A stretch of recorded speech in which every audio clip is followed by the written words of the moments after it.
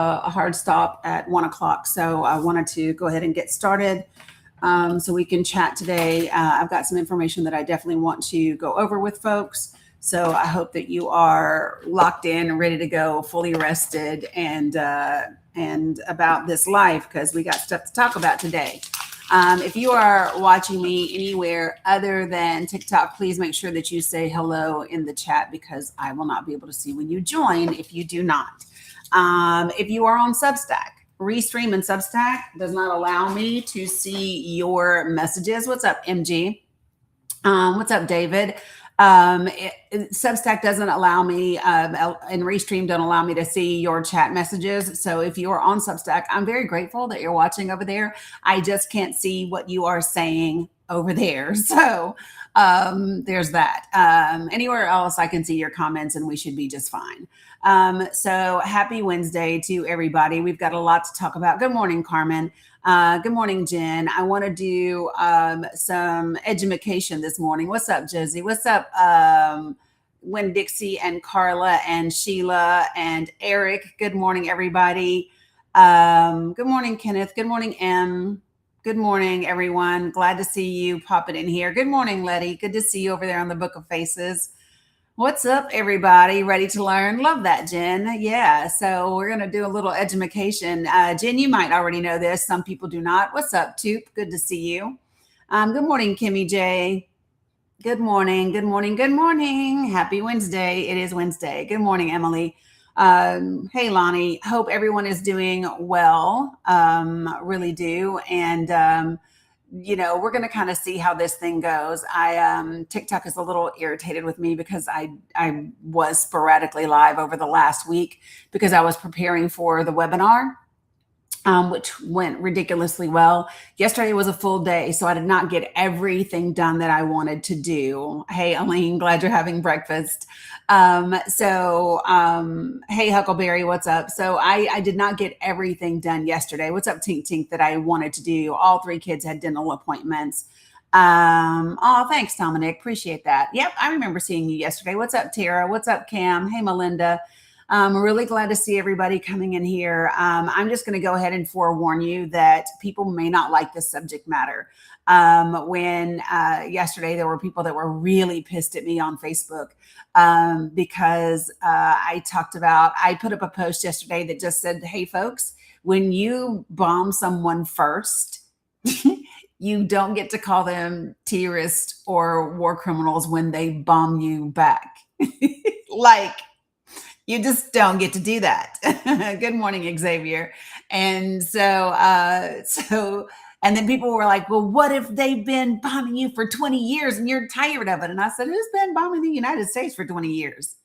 Who's been doing that for 20 years? Help me understand. And they said Iran. And I said, nope, that's not true.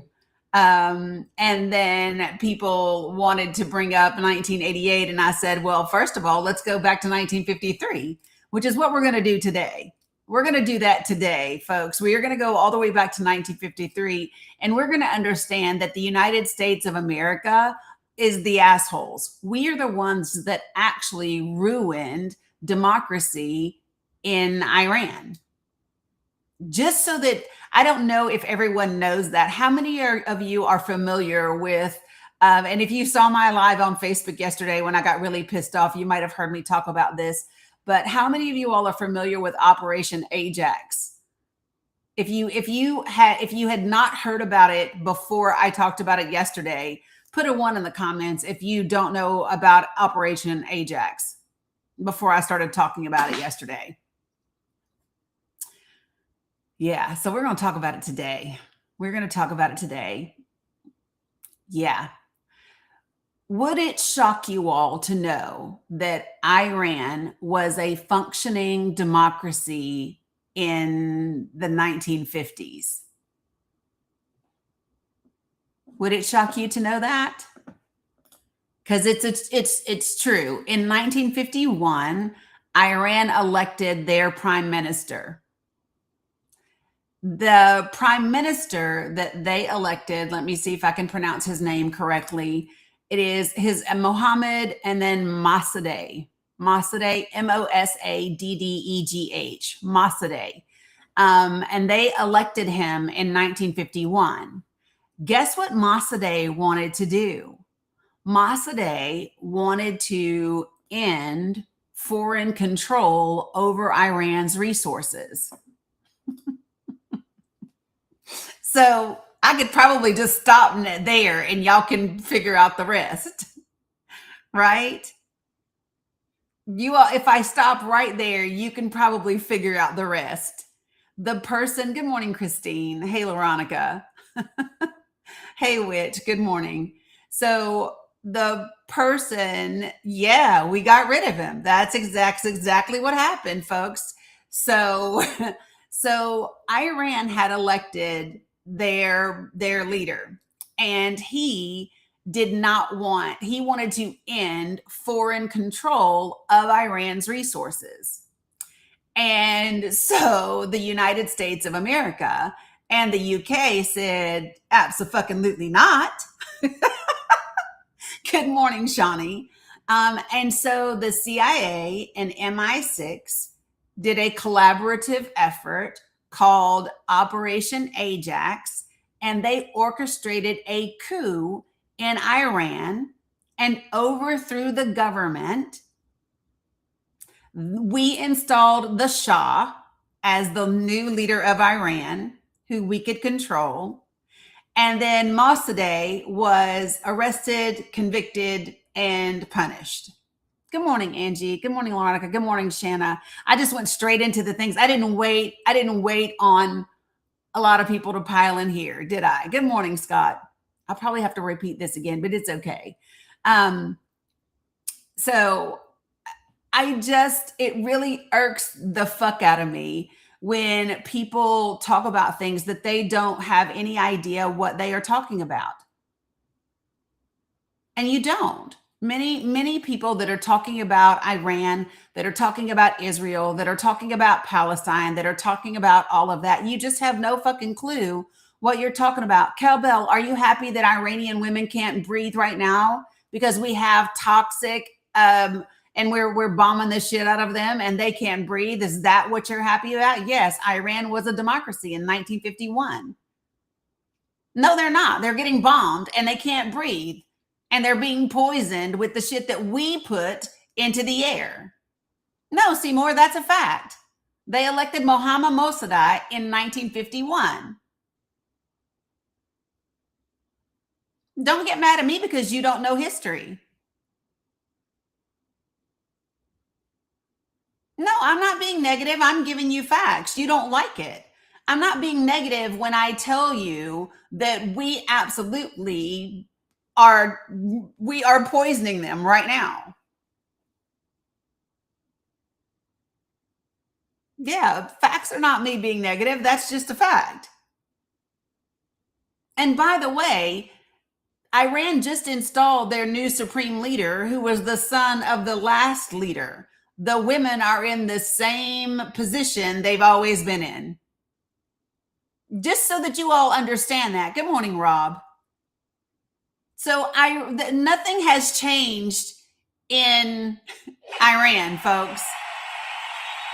Nothing has changed in Iran. Nothing at all. Except the United States of America targeted and killed a girls' school and unalived 175 little girls. No, that's just a fact, Cowbell. Nothing has changed in Iran.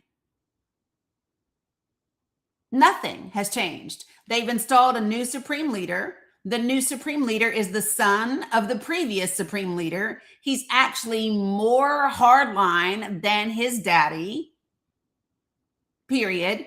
It was a tomahawk that hit the girls' school. We are the only ones that use the tomahawk.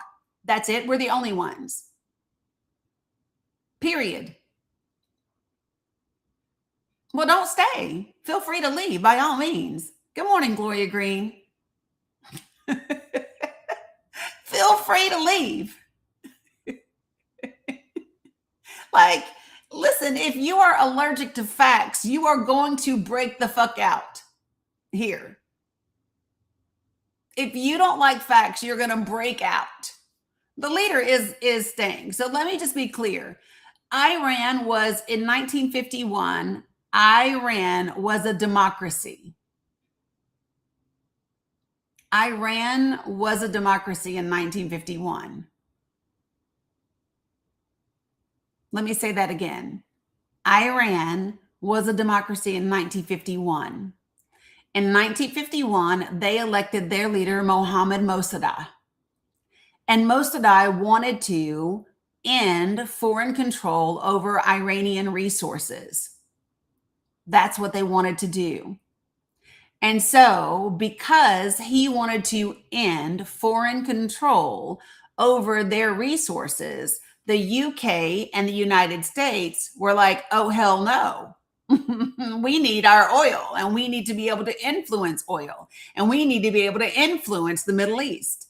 And so the United States and the UK joined together, the CIA and MI6 joined together in something called Operation Ajax. And under Operation Ajax, we orchestrated a coup in Iran in which we overthrew the Iranian government and we installed the Shah as their leader. We have been doing this for decades upon decades upon decades in many other countries. So you don't have to like that, but all of that is a fact. Go look it up. Go look it up. Be mad if you want to. But let me just say this, folks. If you can't accept, right, it is really known history. Exactly. But do you know what? Tons of people in the United States don't know this information. Tons of people in the United States of America do not know this information.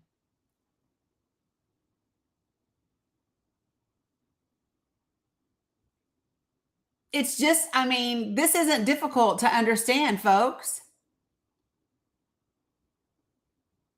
The reason there's an issue between the state of Israel and Palestine is because of the West.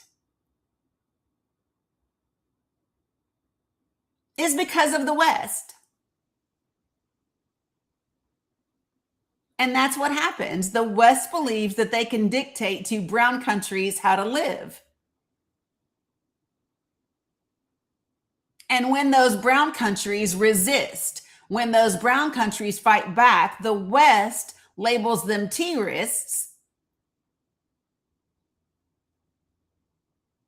It's just like yesterday. So it was a couple days ago. I had a whatever on my background, my little prompt, and the prompt said, Christianity and nationalism are the greatest threats to the United States and the world. And this guy came in and he was like, jihadist extremists are the greatest threat. And so I brought him up and I said, can you share with me what is a jihadist? And he went on to say, like, a Muslim extremist, and they do terrorist attacks and blah, blah, blah, blah, blah. And I said, the word jihad simply means to struggle. And it actually means to struggle within yourself against your own sin. When applied to Islam, it means to struggle against the people who are enemies of your community and attack you, right? Like the folks with the devices outside of Mom Dani's house the other day. Okay. So, and so then I asked this question. So can you share with me what is the singular name that we have for Christian extremists? What's the name for extremists, for terrorists that are Christian? Tell me the name for that. Because you think that jihadist is a Muslim extremist. Tell me what the name is for a Christian extremist. And he was like, I mean, well, terrorist. And I said, nope, that's the name for any terrorist. Tell me the name, specific name for a Christian extremist. We don't have one. Right. Because we perpetuate Islamophobia in this country. That's right. We don't have one.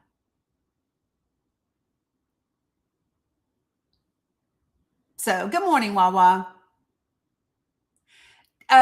So Marsha, Conchita, Sandy, Rylene, and Christy, all of you guys have decks on the way. No, that's not. Christian nationalist is not necessarily someone who commits terrorism in the name of Christianity. Nope.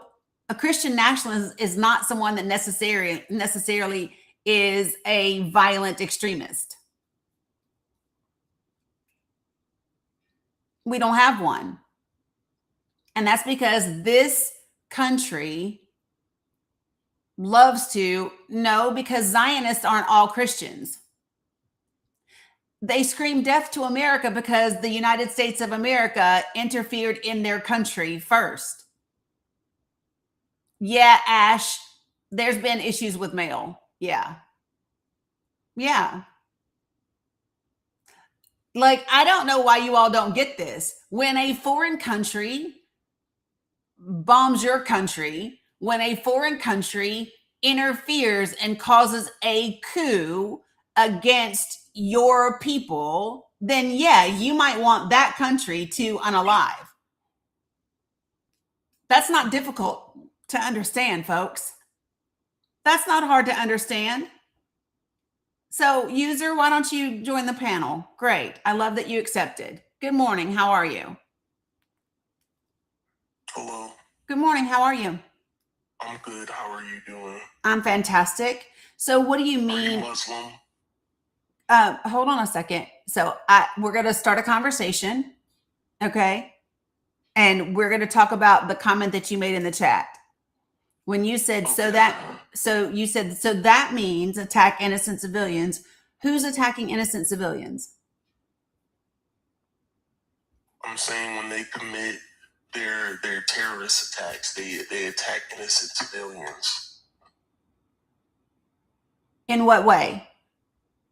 When they commit their attacks, like, what do you not understand? He's talking about Iran, I believe, folks. So can you give a specific example of their attacks? I mean, look at what happened in Austin. That guy did it. He pledged allegiance to whatever, I don't know which he pledged whatever allegiance in Austin, Texas. He unalived 2 people and had Iran, some in support of Iran on his shirt. So my question would be, what does that have to do with what we're talking about today? And the reason why I asked that question is because there are individuals that do lots of different things. And there are plenty of people in the United States of America that attack innocent people all the time. And they do it in allegiance with the US. Right. So there's no difference in a singular person. No, that's a lie. No, that's not. No, that's not. I would refer you, the most recent example that I can give you on a very large scale is I would refer you back to January 6th. I would refer you back to January. That wasn't an attack. No, it was. It absolutely was an attack. Ask the police officers. They were absolutely attacked. They were beaten with poles and sprayed with mace and bear spray. That is an attack. Yeah, that's an attack. Have you ever? You'll ignore the guy who he has a hoodie that says "Property of Allah" and goes and attacks innocent people. You'll ignore that, right? Okay, so let me ask you a question. January 6th. So hold on a second. You know, people have to protest the government. Hold on a second. I'm going to finish speaking. Okay. So do you know what property of Allah means?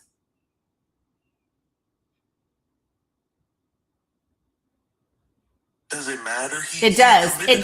No, it does. It does matter. It does. I'm asking you a very simple question. Do you know what property of Allah means? I'm not sure on the exact, but when I hear that, I hear an enemy. Okay, I hear well, someone let who's me help automatically an you. enemy. So let me help you. Allah, just like Jehovah, is another word for God. It just means property of God. That's all it means. Property Muslim of God. The Muslim God. No, it's just another name for God. Literally, it's just another name for God. So the same as The Jehovah. Muslim God. Allah is the Muslim so God. let me be clear. Okay. Okay. Okay. So it literally means it's just, you just translate it. It's in a different language. And Yeah, all but it's Arabic. So right? okay, so let me help. The Bible was originally written in Hebrew and in Greek. So the Bible was written in Arabic. No, it wasn't. He said it was originally written in Aramaic. Hebrew. Okay, so Hebrew is and Arabic are part of the Aramaic. So they fall under the umbrella of that. So Aramaic. Look, Muslims aren't worshiping the same God as Okay, so let me hold Christians. on. Let me help you. Hold on a second. Okay, so when we look up the word, listen, when we look up the word Aramaic, okay? So Aramaic languages there's a whole slew of them. So it's a 3,000-year-old Semitic language. So Semitic means you're a Semite, and it refers to a whole bunch of different languages that fall underneath that. If you are from the Levant, if you are from Syria, if you are from Mesopotamia, if you are from any of those areas, that's what it means, right? So they are and Islam and Christianity are both Abrahamic religions. They are okay. So when I say to you, the Old Testament was written, and this was Jesus's language. Exactly. The Old Testament was written in Hebrew. The New Testament was written in Greek. Okay. Jesus was born in Bethlehem, which would make Jesus a Palestinian Jew. No. Yeah, because listen. Christian, but that's just bullshit. Okay, well, let me help you out. Okay. He was of Middle Eastern descent, but that doesn't make him a Palestinian. Where was Jesus born? Bethlehem. Okay. And when Jesus was born, the state of Israel did not exist. The country that you know as Israel today was formed in 1948. Bethlehem was part of Palestine. Christians know this. They teach this in theology. I'm not a Christian, so it doesn't matter. I'm telling you, not the same as the Palestinians today. What do you mean?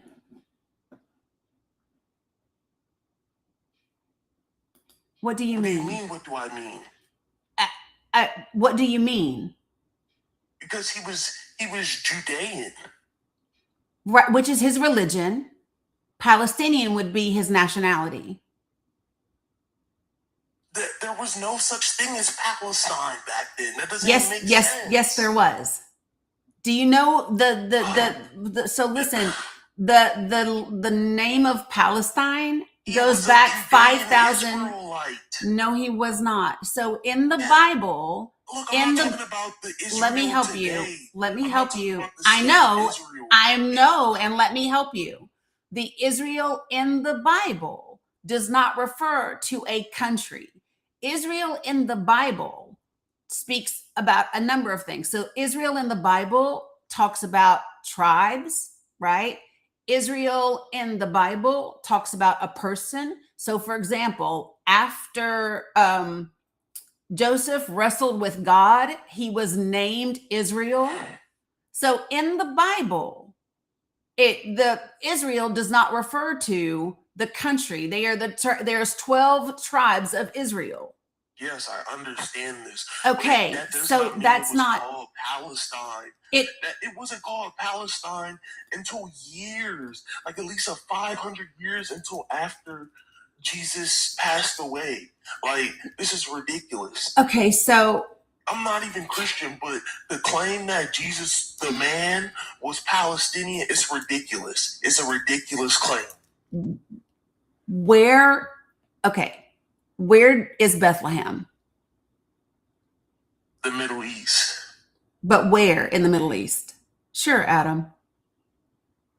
Where in the Middle East? I'm guess you're going to say that it's the region now where near Palestine.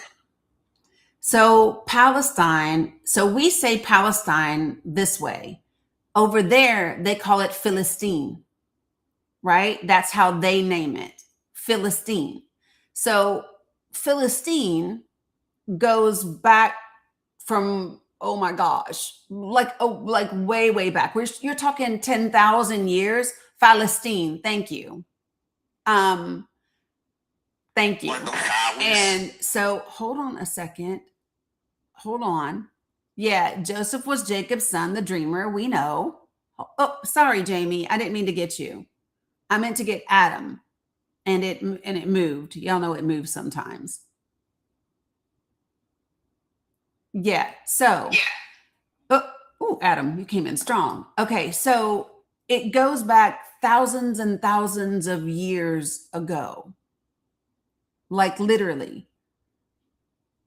So you can trace back references to Palestine the way that we say it, thousands upon thousands of years ago in history. So you're going to say Jesus was a Palestinian Jew? Is this really your claim? It's not my claim. It's a fact. No. Bro. Yeah, it was. Yeah, it is. Hi, Dani. Hey, Adam, I'm good. So hold on, user. Hold on for a second. User, can I ask you a question real quick, if I may? Are you Jewish?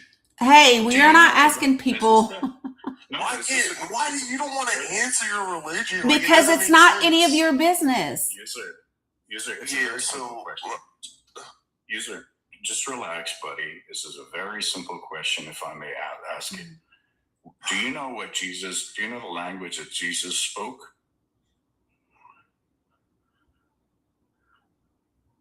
Hebrew. Okay. So Jesus spoke Aramaic. Okay. And then the word God in Aramaic, there's a lot of permutations to the word. Too. All right. So just relax. The word God in Aramaic comes in many forms and permutations. So it comes in Allaha, Ilaha, or Eloi, or other permutations as well. One of which is Allah, right? So this does not mean that the God is only pertinent to Islam, because at the end of the day, we're referring to one. Do you get me? Yeah, but if I say I believe in God, I'm not saying I believe in Allah, because Muslims That's fine. Allah. I'm not here to discuss what you believe. I'm just telling you this piece of information. Okay, I already knew that, so I don't know why you. I asked you the question and you didn't answer. Well, fine. Let's assume that you. Wait, I'm sorry. What question did you ask? Well, if you didn't pay attention, that's not my problem. But anyways, that's. Well, your voice is kind of boring and like. Okay, so user, listen. So you're new to my space, right? So user, you're new to my space. So let me share with you how we do things in my space. Yeah, just because. Yep, you're new to my space. So I have 4 things that I ask from people in my space. They are to, number 1, be respectful. 2, don't use slurs. 3, don't spam the comments. And 4, don't type in all caps, because the all caps are reserved for my moderators and for my friends. I have followers that are vision impaired. Those are the 4 things. So what I'm going to ask you to do is don't insult people, because no one here is insulting you. I didn't insult anyone. You did. You just said, oh, because your voice is boring, right? So that's not being That very wasn't an insult. that's not That was being just my very opinion. respectful, user. Oh, okay. I'm sorry. I Okay. didn't know this was a sensitive ass live. No, it's Sorry. not a sensitive ass live. It's No, a it is, respectful live. because- It's a respectful live. And so if you don't understand how to be respectful, this is how we teach children. We teach children these basic things. We teach children these basic things. And so, yes, I expect for adults who are having a real conversation to, at a bare minimum, be respectful and be able to have a conversation respectfully. Has nothing to do with being sensitive. It's just called having manners. That's it. Chat, be nice, and chat, be respectful. Okay? That's it. Not difficult. Okay. So, user, the reason that Adam asked you those questions is because you had an issue with someone wearing a shirt that said property of Allah. And so, Yeah, while he mass unalive people, by the way. hold on a second. Thank you very much. There are people that do all types of things, right? David Koresh was holding a Bible when he unalived ATF agents, FBI agents, and the people that were in the compound with him. Jim Jones was talking and preaching the word of God and holding a Bible when he had them unalive children by giving them the Kool-Aid first and then drinking it themselves. I don't want to hear about what a singular person did wearing a singular shirt, because that is not a reflection of the entire faith. If we are going to start, hear about Islamic so extremism, is that what it is? Only if we're going to talk about Christian extremism. If we're going to talk about, Christian extremism. Okay, so give me some examples. Give me some examples the of. last example of a Christian extremist attack. I mean, why not? Christians tend to be the most peaceful out of. No, they don't. The three Abrahamic religions. Christianity? No, they don't. No, they don't. Have you never heard of the Crusades? You don't know anything about. You don't know anything about chattel slavery?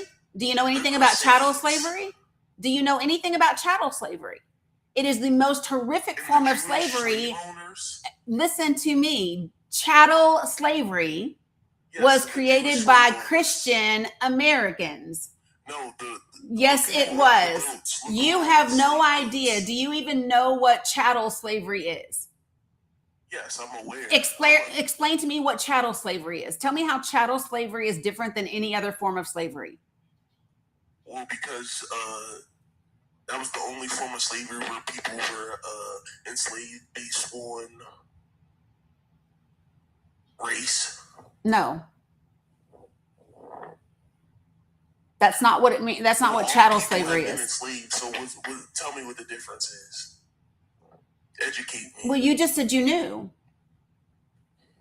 Well, shit, I thought I knew. Right. Okay. Good morning, Sandra. So chattel slavery is where we are the only ones that considered people to literally just be property. They were non-human beings. Well, that's and, excuse me, it is also the only one in which we, not me, because obviously, but in addition, it was not just that person was enslaved, but it was also anyone that was born after them was also enslaved, right? Those things are specific to Christians in the United States of America. That is specific to this country, to Christians. How many years ago was that? And I think I'm pretty sure. So, user, let me share with you here what we don't do here. Okay, what we don't do is have an argument, and then when someone demonstrates that our argument is false, we don't then dismiss the argument as if it didn't matter at all because it's the argument that you made. Okay, if you want to talk about slavery, what about all the Muslims right now in Africa enslaving Black Africans? I can't with you, all bro. Right. Give us an example, please, if you don't mind. I'm hearing. Look what's happening in Sudan right now. What's happening? Tell me, educate us. Go ahead. They're having a civil war that's being funded by the Saudi Arabians.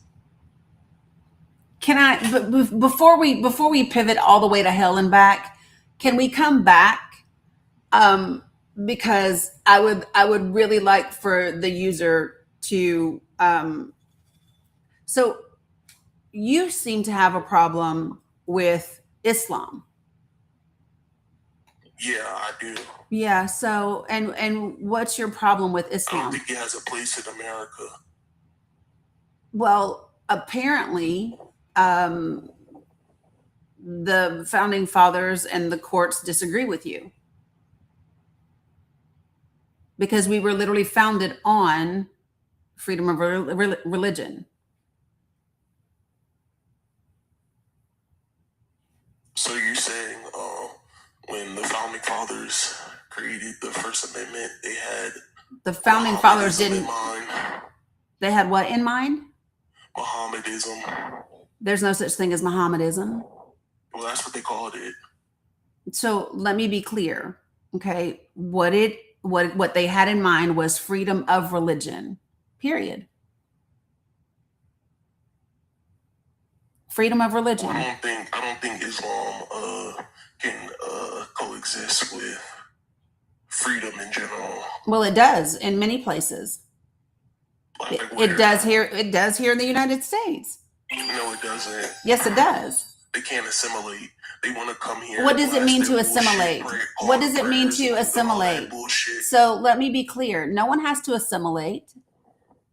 No one has to assimilate to you. Muslim countries are so great. So- and Islam is so So great. hold Why on. don't they Excuse stay in me. their own Excuse me. countries? So Islam is a religion. It's a religion. Yes, and how many? So you're gonna Muslim stop countries fucking do you interrupting have? me and being rude. That's what you are gonna do now. You're gonna stop interrupting me and being rude, because I've now had enough.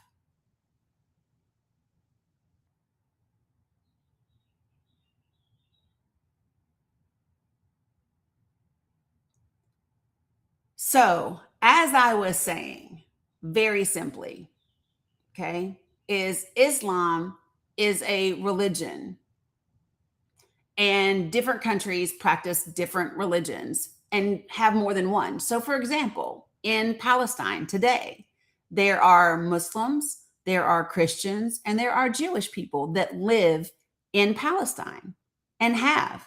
As a matter of fact, in the Middle East, there have always been Jewish people and Christian people and Muslim people, and they have always lived within that region. Always.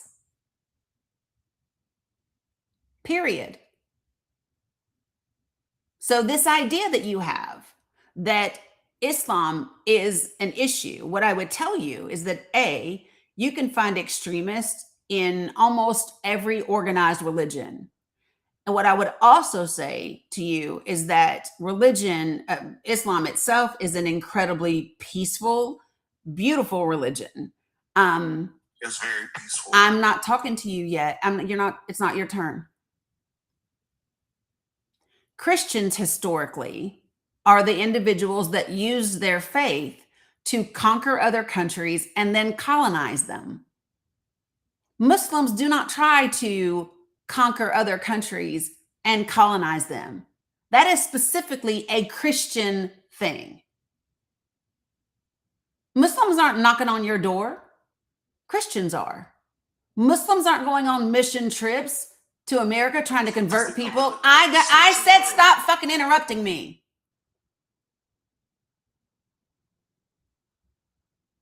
So I'm being really clear about this. Muslims aren't going on mission trips to try to recruit everybody and turn them into Christians and using necessities to do it.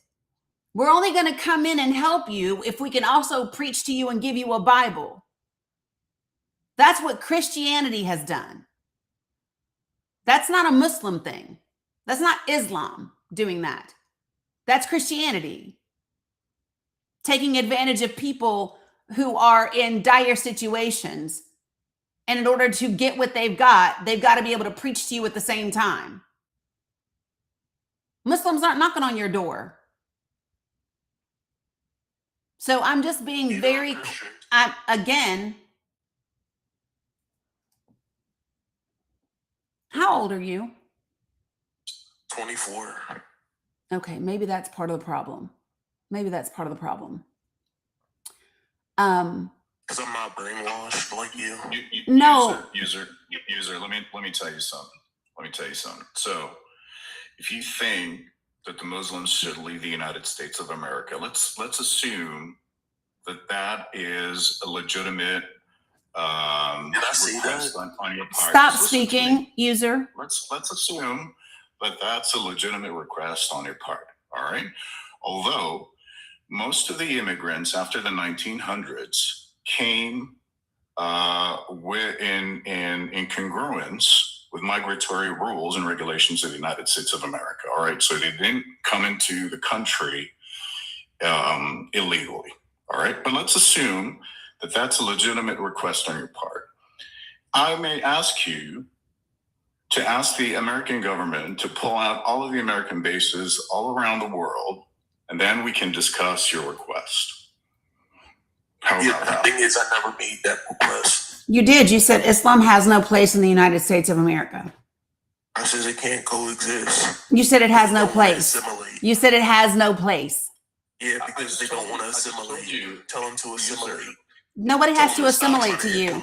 So here's what nobody's implementing Sharia law. Now you just sound dumb. So now you just sound really not smart.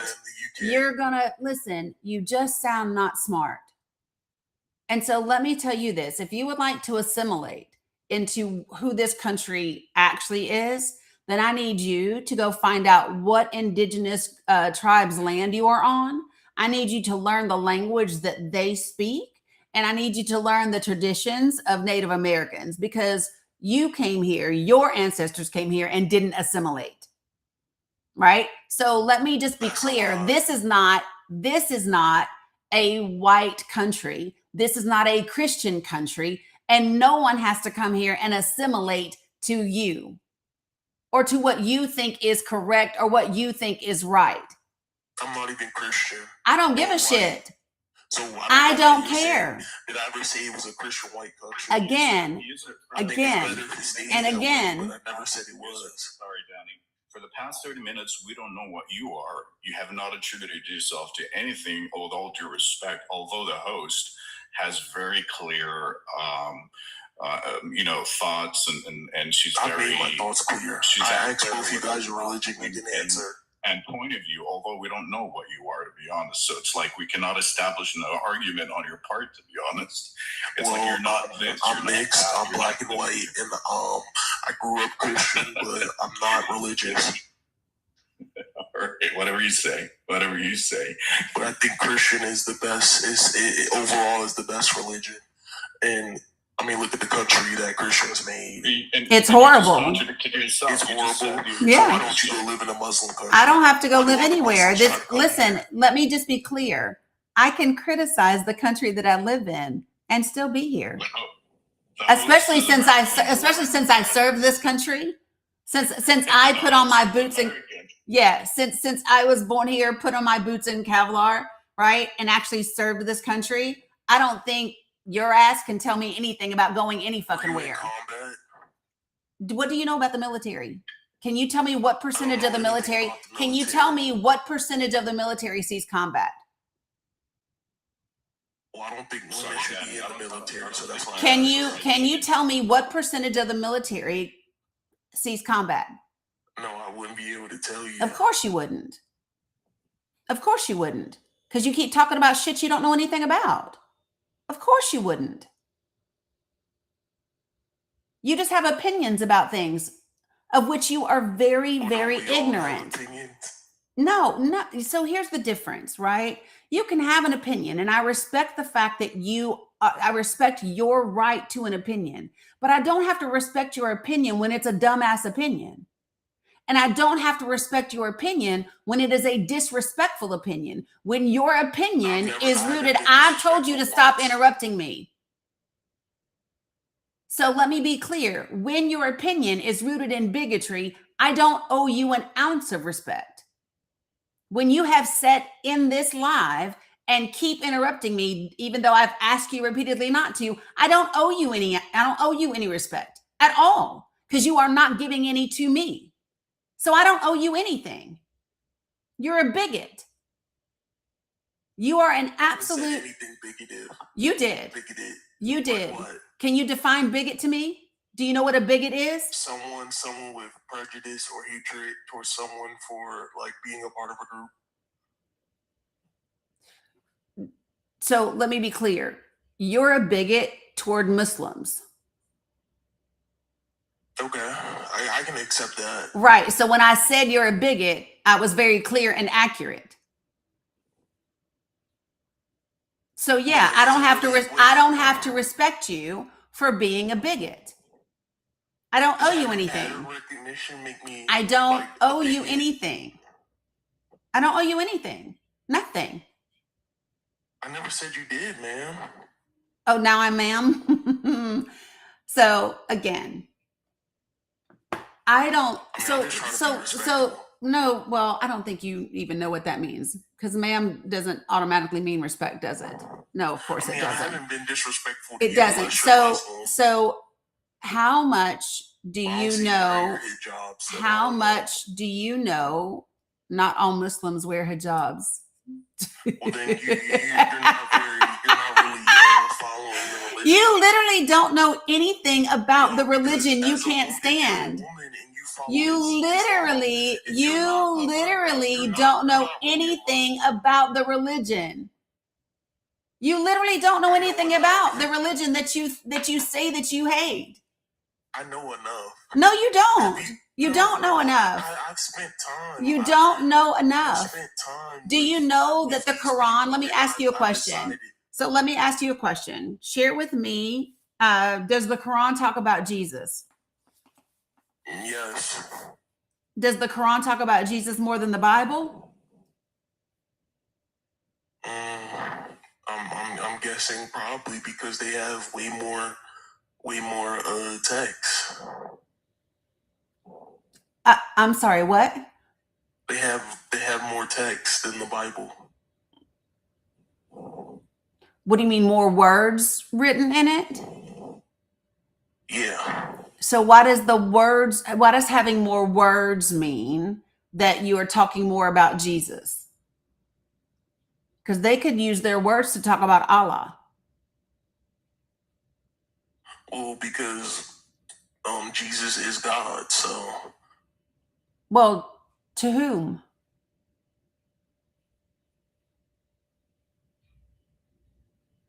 But user, you're not even Christian, so. Right. Okay. So, but I want to know, Jesus is God to whom? Does the Quran say that Jesus is God?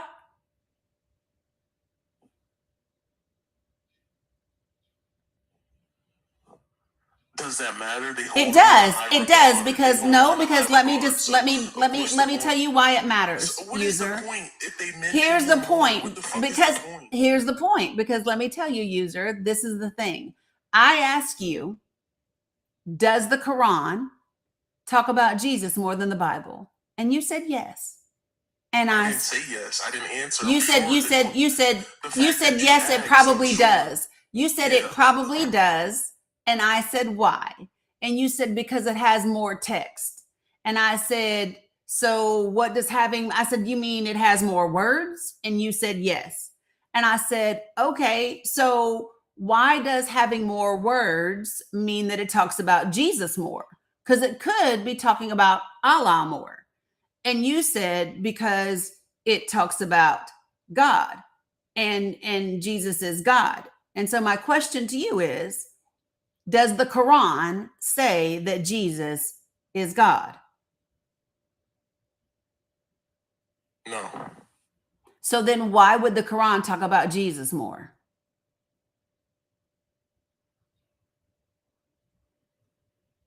Well, probably because the Quran is just like a rip-off version of the Bible.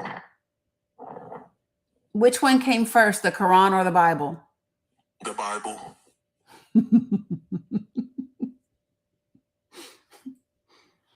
Okay. Muhammad was born how many years after Jesus?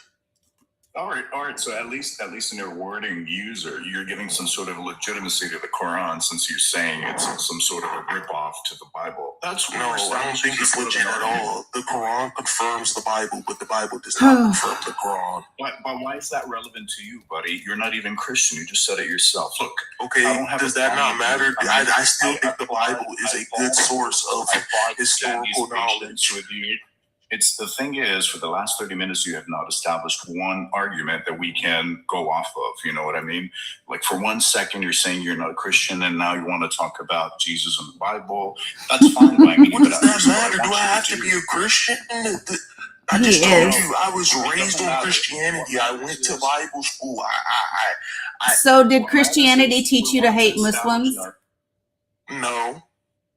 My own experience is the reason I So what have you? Is a strong word. So what have you directly experienced from a Muslim? What Muslim? Why do I have to directly experience? Well, because you said based on your experience, and I said, so honestly, what have you experienced? Honestly, what happened on 9/11 is just enough for me, and nothing else really. Like, I've had other experience, but that's just enough for me. How old are you again? 24. I cannot. I was born in November, so I was actually in my mother's stomach. November 2001. User's funny, eh, Danny? I don't have to be alive to educate myself on historic events and understand. There's no problem at all with educating. We all are getting educated right here, all right? So there's no prejudgment whatsoever on anyone's part. I can tell you that for sure. I was technically on the earth, so... You just need to do some more reading, buddy. That's all there is to it. Look, no one's defending anything. I don't think the host is not even Muslim, to my knowledge. I mean, she's just trying to educate you and educate everybody else, in this live stream. But you can just do some reading. I think that'll serve you very well. It will serve us all, not only you, to be honest. That's all there is to it. Where should I start? Should I start with Islamic extremism 101 or what? You're funny, dude. I know he is. He just so listen. So do you know what I think, honestly? And the only reason I've let you be up here this long is I've let you be up this long because there's so many people, and other people need to actually learn the things that we're talking about, right? So that's the only reason you've been here this long, because I don't think that you actually desire to learn anything. I don't think that you do. I think that you're not genuine at all in this conversation. I think you just are here to bullshit around and do whatever. So that's what I think. And so that's why I'm not. Your opinion, it is. I am entitled to it. I sure am. And that's my experience of you. That is my direct experience of you. That's my direct experience of you. Yeah. So my direct experience of you is you just want to simp for Muslims as they try and take over the world and invade the West. Yeah, because that's surely what Muslims are doing. Yeah, but they're not, right? So here's what I would share with you. So here's what I will share with you. Here's what I would share with you. Okay, is that the West is who has always interfered in the Middle East. It's always been the West. We tried to help them. I'm telling you to stop fucking interrupting me for the last time. Well, when you learn how to obey, you can come back, bro. I applaud you. I commend you on your free patience. I just props to you. Way to go. Yeah,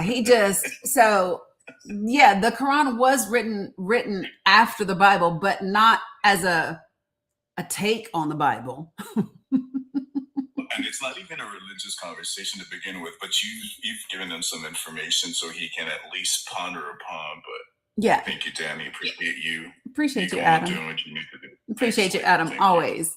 So let me just tell you the thing that got people upset in this conversation, okay, is people don't want to believe that Iran was a democracy before we interfered. We installed the dictator in Iran.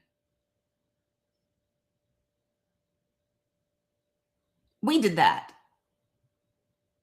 in 1953 under Operation Ajax, and we did it right along with the UK. It was the CIA and MI6 that joined together under Operation Ajax to orchestrate a coup in that country. Yeah, we installed the Shah. Exactly, Casey. We installed the Shah. They had elected Mohammad Mossadegh. And we did that, folks. The Shah of Iran, that's who we installed in 1953.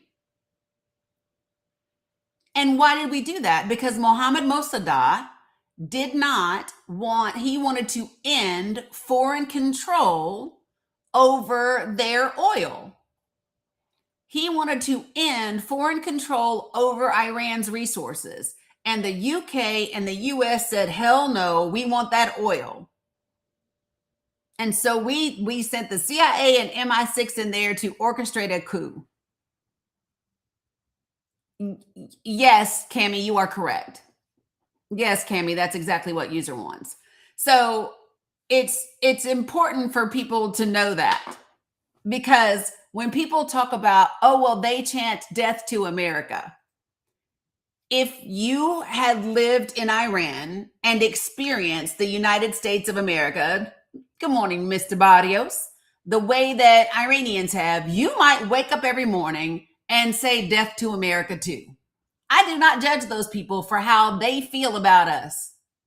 We go into brown countries all the time. We destabilize them. We unalive them. We fund the resistance. Then we fund the government, all so we can get what we want from those countries. And then we act mad when the people in those countries want to come here because we fucked up their whole infrastructure. Once we tear up their countries, then we get mad. It's like, why do they want to come here? Because we tore up their countries. That's why. That's it. And it tickles me when people say, well, why do people want to come here? If our education isn't great, why do people want to come here? Other countries only want to come here for our higher education. I want to be clear again. Listen, other countries only want to send their children here for higher education when they get into our Ivy League schools. That's it. International students account for 27% of the 6 Ivy League school in this country. That nobody is bringing their children here for our public education K through 12. Because when their children leave, when their children graduate 12th grade, they're speaking 3 and 4, if not 5 and 6 languages. And they know accurate history because they live in parts of the world that are older than us and actually know what the fuck has happened. And they didn't have the Daughters of the Confederacy writing their fucking history books.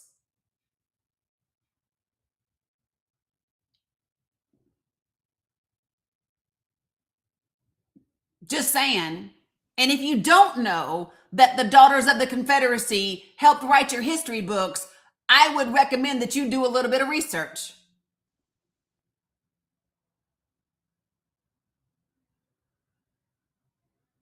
Right, and Ghislaine Maxwell's daddy.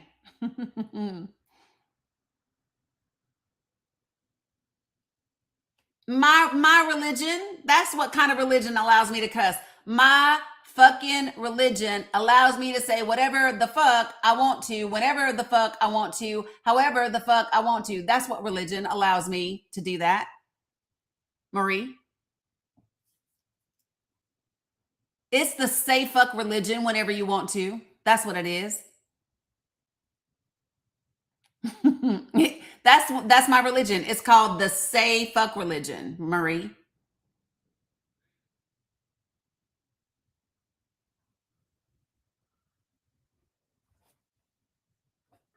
Okay?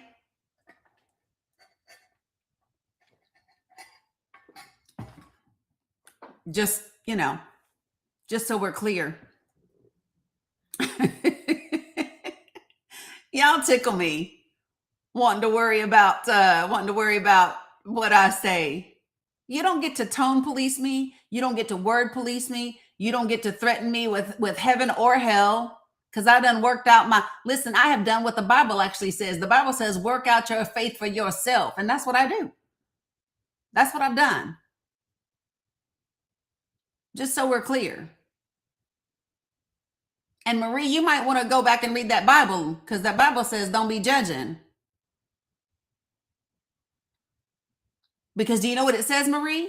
It says, do not judge unless you are ready to be judged on the same measure. That's the full verse, Marie. That's the full verse. The Bible doesn't say don't judge at all, folks. The Bible says you can judge, but only if you are ready to be judged by the same measure. And I will put the fruit of my life up against the fruit of yours any damn day.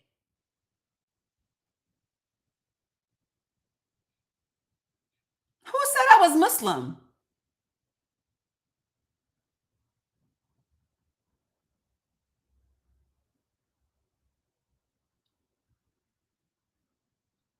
Let's go every day.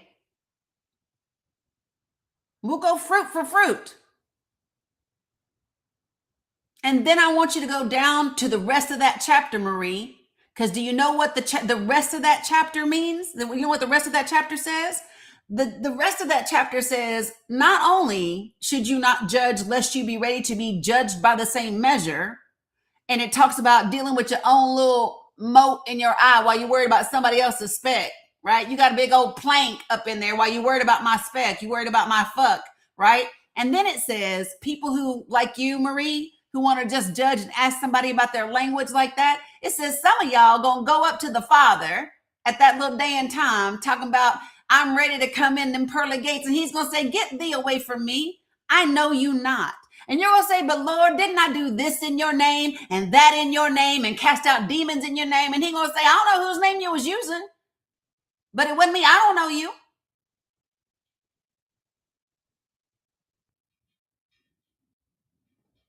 Y'all be worried about the wrong thing. Y'all don't even know what blasphemy and cursing in the Bible really talks about. When the Bible talks about cursing, isn't talking about the word fuck. Y'all don't even know what cursing is. Cursing is when you literally curse someone using the Lord's name in vain, like tons of y'all politicians do all the time. Y'all up here using Christianity to justify your hatred and your sin, using Christianity to justify the enslavement of people, using Christianity to vote for someone that wants to let children starve, using Christianity to do all of those things. Cussing ain't in the Bible. Y'all up here using the Lord's name in vain every time I turn around. Conservative Christian. Jesus wasn't conservative. And Jesus wasn't up in nobody's church, by the way, except for when he was flipping tables and braiding whips.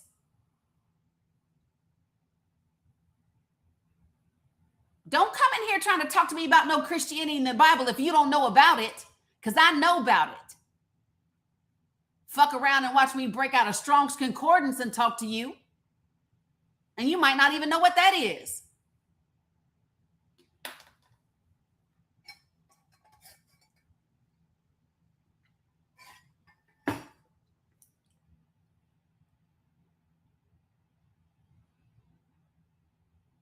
I'm not dealing with people today. Y'all don't like the truth.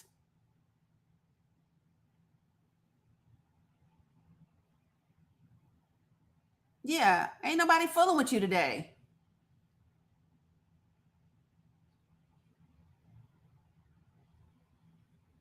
This is the thing that gets me. Y'all want to talk about Jesus and Christ and heaven and hell all the time. Meanwhile, you are making people's life a living hell on this earth for money and corporations.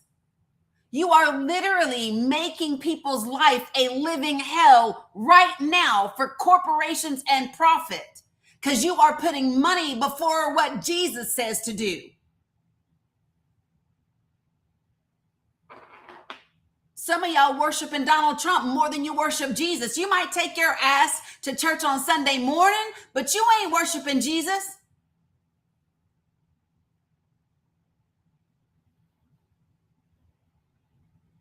I see y'all defend Donald Trump more than you defend Jesus.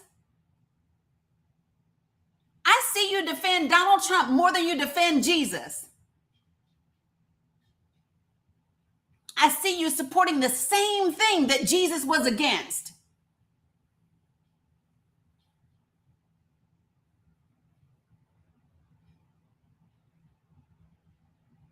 You know everything. You know so much, you know nothing at all.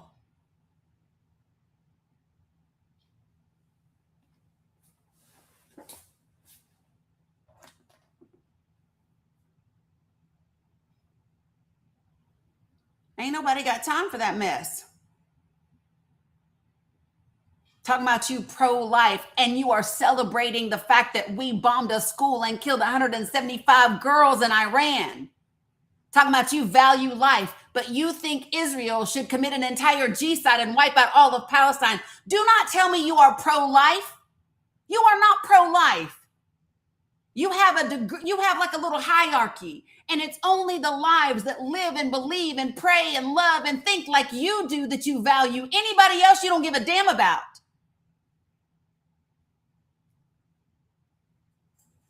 Anybody else you don't give a damn about.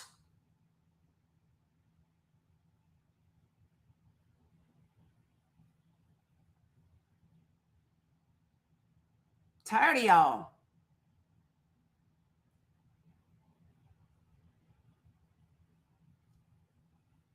Let me tell you something, folks. If you do not, I'm going to tell you right now, I love the Lord more than most of the people that are in church on Sunday morning. And when I say I love the Lord, I'm not talking about a particular religion's Lord.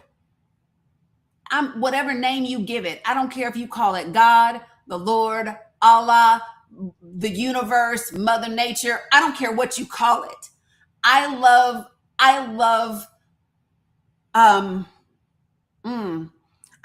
it. I love this thing more than most of the people. I love the Creator. You got that. I love Source. That's what I love. And that's why I'm telling you, you can absolutely judge me by my fruit. And I'm not worried about y'all talking about, well, the Bible says don't be angry. No, it don't. The Bible says don't go to bed angry. And I promise you, I will not be angry when I'm done. I won't even remember your ass by the time I get off this live. Hell, I probably won't remember you 10 minutes from now. Ask the dude from yesterday. I don't keep y'all with me.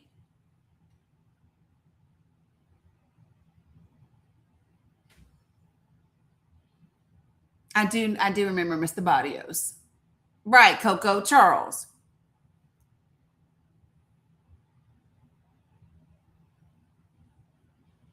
Yeah. I'm just telling y'all.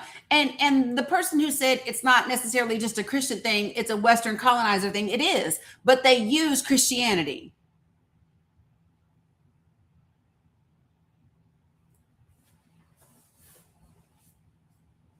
So, and I'm just going to be real clear with people.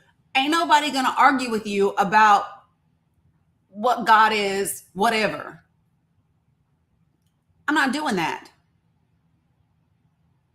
I don't really care what you believe unless what you believe is being weaponized to hurt people. That's the only time I care. Do I like the existing Iranian regime? No. And we don't have the right to go in and do anything about it. Why? Because it's international law.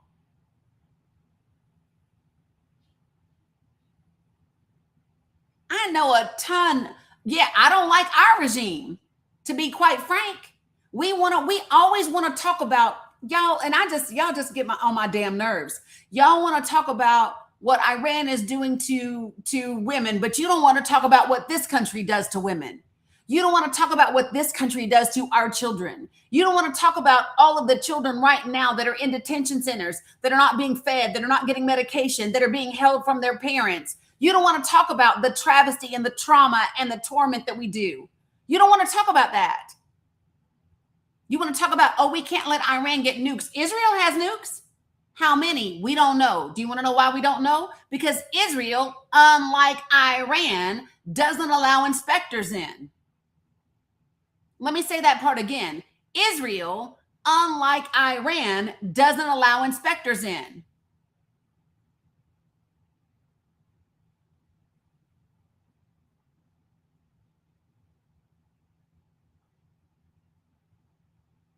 Oh, y'all didn't know that? Israel is estimated to have somewhere between 80 and 400. Israel is estimated to have between 80 and 400 nukes. And we don't know because they don't allow inspectors in. Iran does. Russia does. Everybody else does.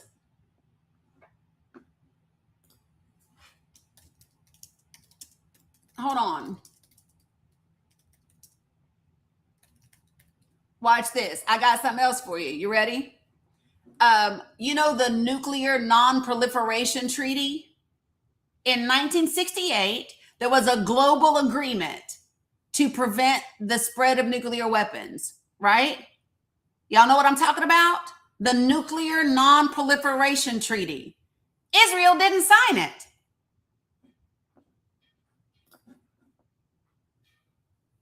The only people that haven't signed that agreement are Israel, India, Pakistan, and South Sudan.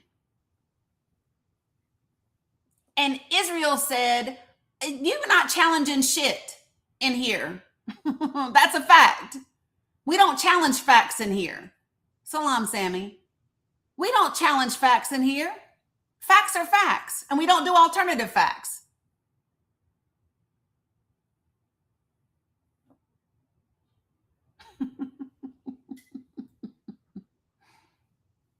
And by the way, the UN Security Council has asked several times for Israel to sign it, and they say no. They won't place it under IAEA safeguards either. Israel said, nah, we ain't doing it. No, it's not my viewpoint. It's a fact.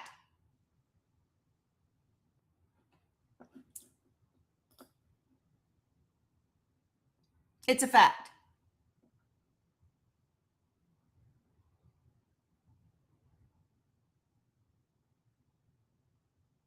Yeah, so it's not my opinion.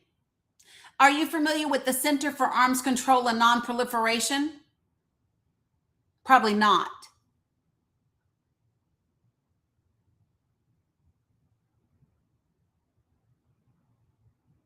Let me just give you a little bit of Israel's history. Okay.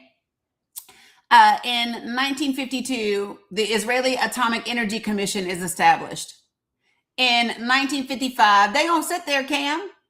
In 1955, Israel signs a civil nuclear cooperation agreement with the U.S. Imagine that. 1957, I am already up. Can't you tell? I'm up. 1957, France agrees to provide Israel with a large heavy water moderated reactor and the technology for reprocessing. 1958, construction of the small U.S. supplied research reactor begins at Sarek. Construction of the Negev Nuclear Research Center near Dimona begins in secret.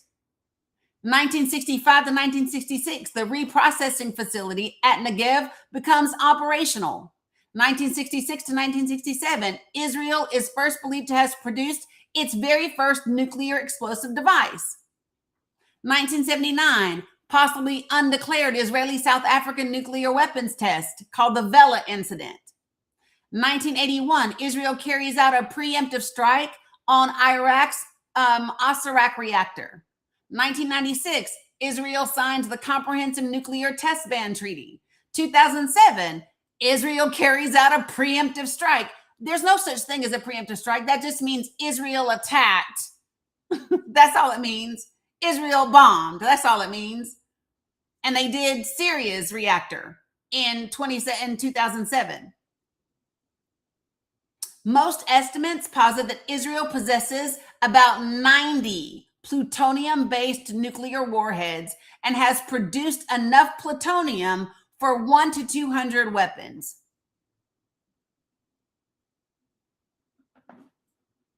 Again, not my opinion, facts. Good morning, Jody.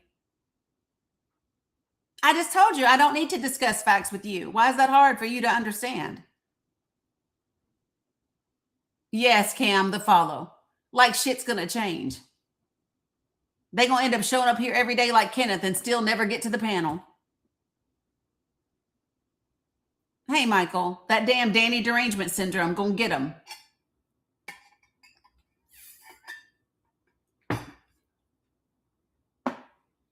What's up, Brojo? Brojo.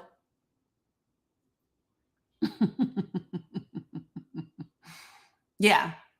Do you want to know who ripped up the agreement that we had with Iran? Come on, y'all. Who ripped up the agreement with Iran? The nuclear agreement that we had. What's up, MacD? Who did? That's right, Michael James. It was Trump.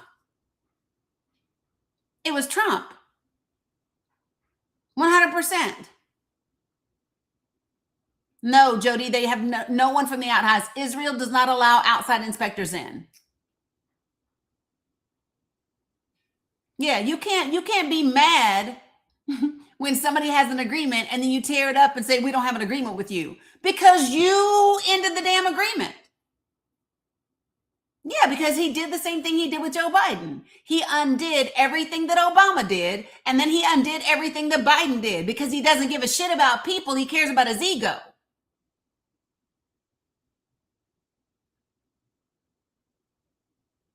That's it. It has nothing to do with what is best for the American people. That's why your ass is paying $1 more per gallon for your gas right now. They don't have it, Jackson. The inspectors have said they don't have it. Iran does not have nuclear weapons. They allow inspectors in. They don't have it. The same way Saddam never had weapons of mass destruction. That's not a thing. They never had them. We just went over there and bombed the shit out of them.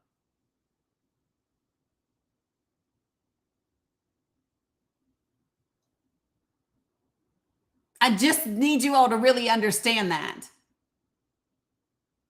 And I want you to think about the number of soldiers who lost their lives for no reason.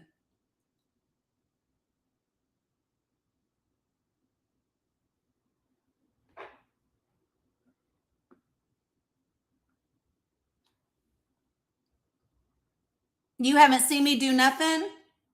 Well, that's because you ain't been here long enough, Marie. Stick around and keep watching.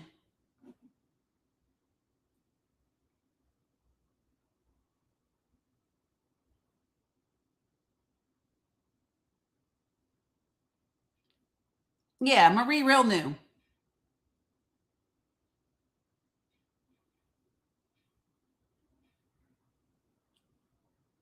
Yeah, a lot of it does. Yeah, I guess. Re-obliterate things.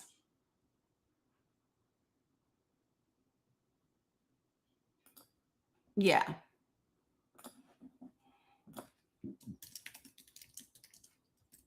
So just so that everyone is, hold on.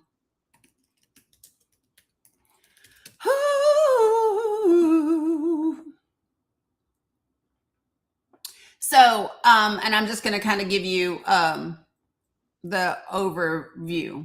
Okay. Let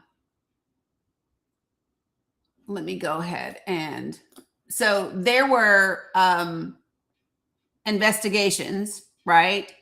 And it was clear that while Iraq had a major chemical weapons program before 1991, those were destroyed or deemed useless under UN monitoring. Girl, bye. Peace. Feel free to leave. Ain't nobody need you to be here. There are actually reports and evidence, folks. We knew they didn't have them.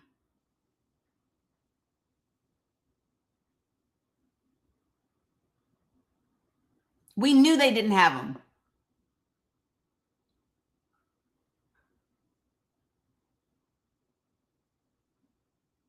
Right, Lisa, that.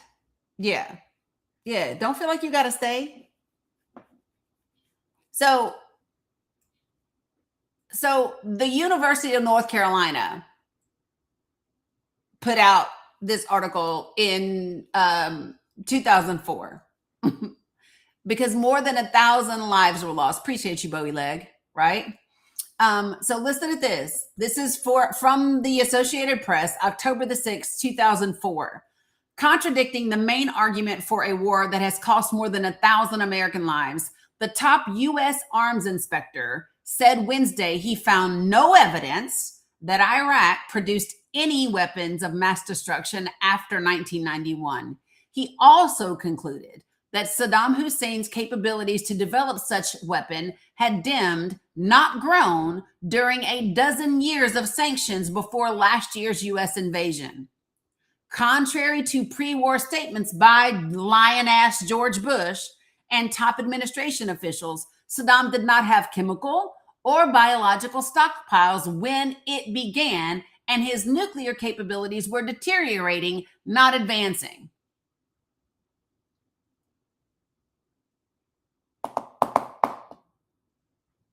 So just, there's those facts for you. Yes, which, thank you. I don't know, like, folks, it is not fun to find out that your government has lied their asses off to you. It ain't fun, but it's also necessary. It is necessary for you to know the truth. It's not going to make you feel good, but it is the reality. And better to be informed about things that you don't like so that you can make better decisions than to be uninformed and keep choosing the wrong people to lead this country. It always is, Toop.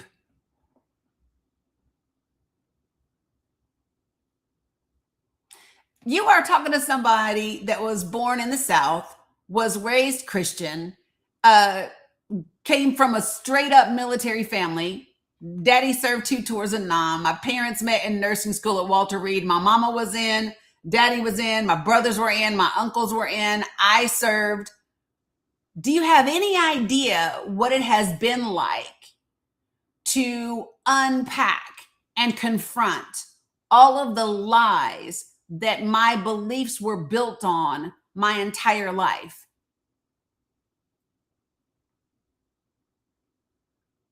It has been it's been like, holy shit.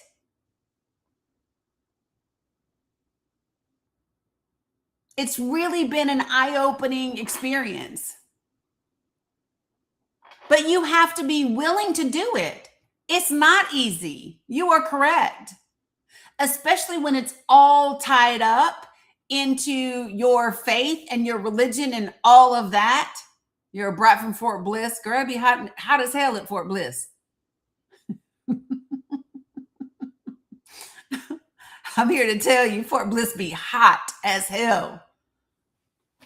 Ain't nothing blissful about it in that heat. Good morning, Tina Purple. Just saying, Joe. Fort Bliss be hot as hell. Yeah. So just so that everyone understands,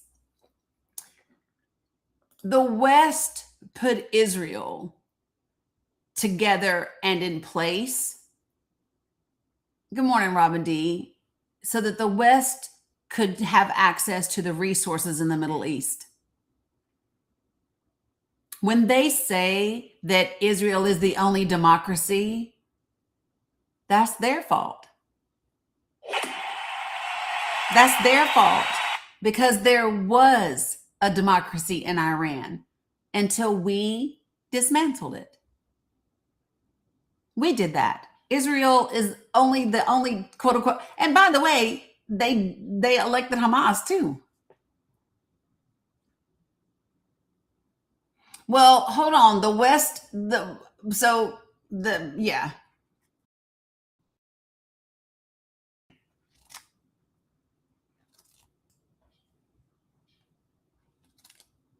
Yeah. So,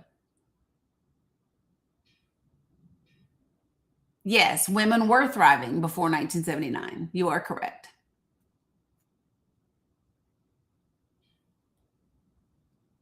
So, first of all,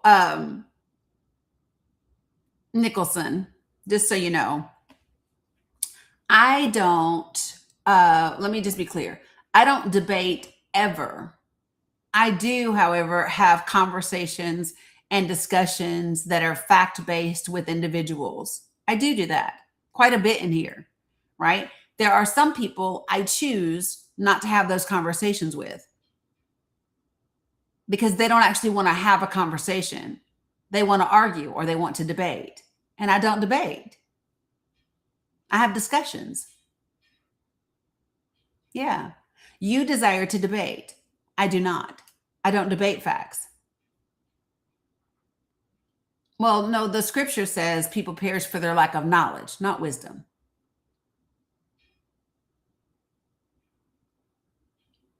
So, yeah. I don't owe you a conversation. You're not entitled to one in this space. Yeah, I don't owe you a conversation ever. And it doesn't say anything other than I don't want to talk to you on my panel. That's all it says. Don't take it personally. I just don't want to talk to you. That's it. I don't care if you're Christian. Right. Yeah, it's not me. It's you. Yes, Mr. Barrios.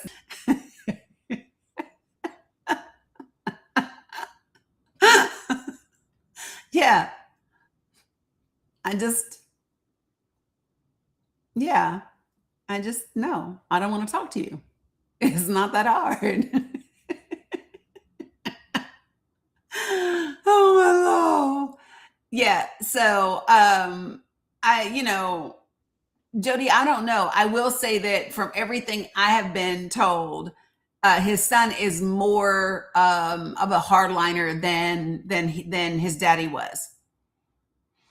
I don't know how his son feels about nuclear weapons. What I will say is that if I were his son, to be frank, I would probably feel anti whatever the U.S. would want at this point. Yeah. So I'm just saying. Yeah. You know what I mean? If you unalived my daddy and then blew up a school that unalived 175 girls, I probably wouldn't be inclined to do anything that you want. You know? So, yeah, and his wife, correct. Yep, he's lost his entire family. Yep, he lost his wife and his entire family. He sure did. They were hell on wheels. And I will tell you, so I was listening to NPR, I want to say yesterday. I want to say it was yesterday. But there was a lady that they were interviewing, and she was in the Middle East, and she was speaking about Iran. She was their Iranian correspondent or whatever, and she was talking about. She said all this did was make more of the people become more radicalized, because now they hate us even more. And they hate Israel even more, which I can't fault them for. You know? Who do we think we are? So, yeah. Just so that people like really understand. I have talked about this stuff quite a bit, but let me just be clear. Pretty much the same way that the current administration accuses liberals and Democrats of certain behavior, but it's always the behavior that they are engaging in. It's pretty much the same thing with Israel. Everything that Israel accuses everyone else of doing is typically what Israel is doing. It's typically what Israel is doing. Yeah. That's pretty much what the state of Israel does. And so I don't know any other way to say that, you guys. And it's the truth. And it has nothing to do with religion. It has nothing to do. What I'm always talking about is governments. I'm never talking about someone's religion. I'm talking about the government of Israel. It doesn't matter the faith of those people. It matters. I'm speaking directly about the government. Okay? I'm speaking about the governments and what the government does. And people want to know what's going on and why isn't Congress doing something? And I'm just going to say this, folks. I said it yesterday and I'm going to keep saying it, whether you like it or not. We still have Dixiecrats in the Democratic Party. We still have Christian nationalists in the Democratic Party. And we still have Christian Zionists in the Democratic Party.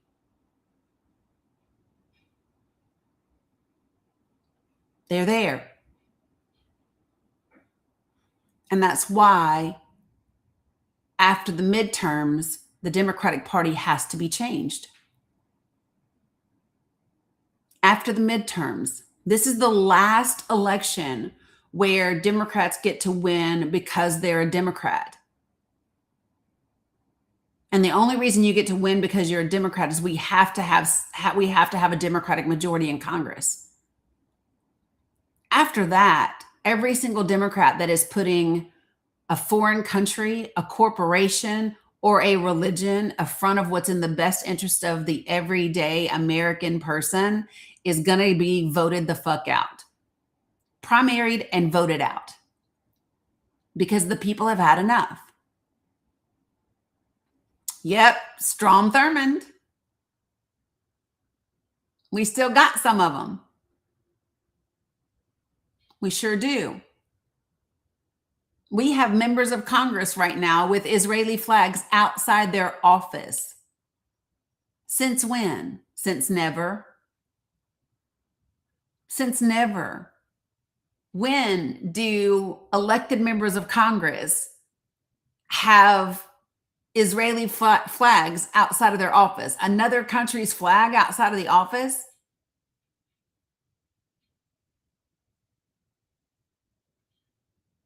Just saying. Yeah, Edward Allen, I disagree.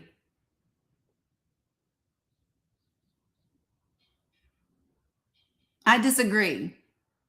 So just so that we're clear.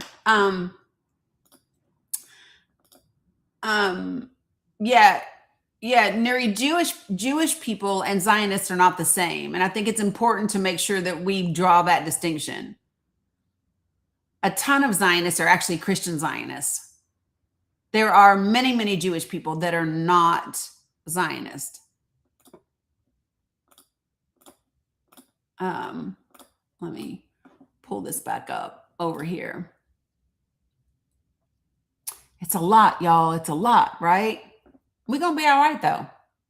I want to read an article to you guys to give you a little bit more detail about what happened in 1953. You ready? In 1953, over 2 decades before the Islamic Revolution in Iran, the CIA and the British spy agency MI6 orchestrated the overthrow of Iran's democratically elected Prime Minister Mohammad Mossadegh.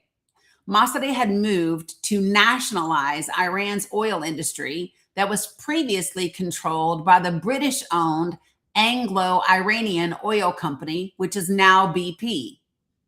Are y'all listening? Because this part's important. Good morning, Wasim. This part's really important, y'all. I need you to listen, right? So this was the deal.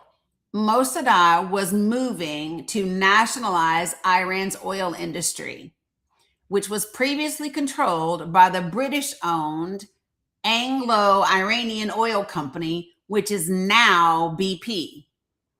The move was wildly popular in Iran, but enraged Western countries. At that same time, Cold War paranoia was at its peak in Washington. And U.S. officials feared that Mossadegh's government might drift towards the Soviet Union. Together, the U.S. and the United Kingdom launched a covert operation known as Operation Ajax to remove Mossadegh. The plan involved funding protests, planting propaganda in local newspapers, and supporting military officials loyal to the Shah of Iran, Mohammad Reza Pahlavi. On August 19th, 1953, Mossadegh was removed from power. The Shah, who had briefly fled Iran, returned and consolidated power with U.S. backing. The U.S. did this, just so we're clear.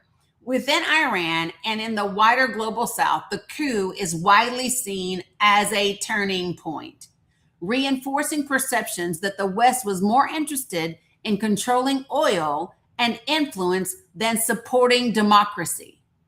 We actually ended the democracy in Iran. So what happened next? After 1953, the Shah ruled Iran as a staunch U.S. ally and also as an increasingly repressive monarch. The Shah launched a top-down agenda called the White Revolution. He expanded education and infrastructure and pushed secular reforms. However, political dissent was brutally suppressed by Savak, his secret police. Arbitrary arrests, censorship, and torture became common from the dude that we put in. Wealth inequality worsened, and his alliance with the West, particularly the U.S., alienated both the religious establishment and a growing segment of the population. By the late 1970s, public discontent had reached a boiling point. Massive demonstrations erupted across the country calling for the Shah's removal. In 1979, facing overwhelming opposition, he fled Iran again. The Ayatollah then returned from exile to lead the Islamic Revolution. The monarchy collapsed and the Islamic Republic of Iran was born. The Ayatollah Khamenei, that's his name, Khamenei, passed away in 1989 after a prolonged illness and heart failure. And then Ali Khamenei, which one is Khomeini and the other one is Khamenei, succeeded him after serving as the president of Iran from 81 to 89. Khamenei became Iran's second and current supreme leader until now, right? Holding the chair since 1989. So understand something, folks. What is happening today in Iran, all of the things that we are blaming Iran for are a result of our interference in their democracy and their government.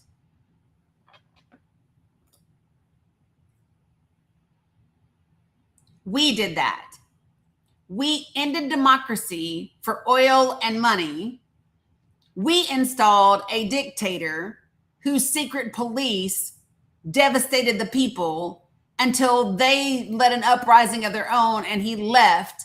And then a dude that had already left came back in and was the current dude that we just took out because we said he was so awful. But we're responsible for creating the situation where he came to power. Yep, we did the same thing in Libya, Iraq, and in Panama. And the UK did it with us, Dragon. The UK did it with us. And exactly what we've done in Latin America too, 100%. So this is exactly, Laz, Venezuela and Pakistan. So listen, folks, this is my thing. If you can't hear the facts and go look, I'm not telling you, you don't have to take my word for it. Go look it up. It's documented history, right? So if you're not willing to do that, if you find yourself the Iran-Contra scandal, exactly.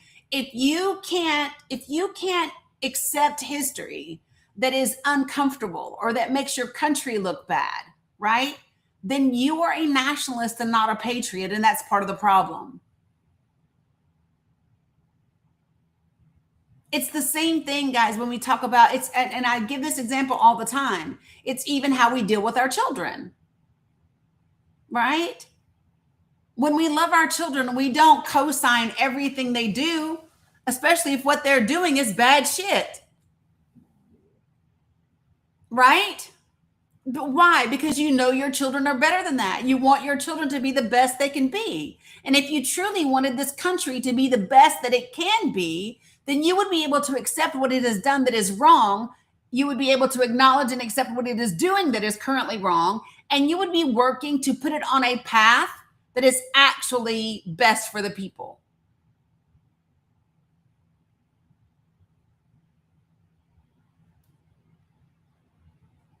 Just saying.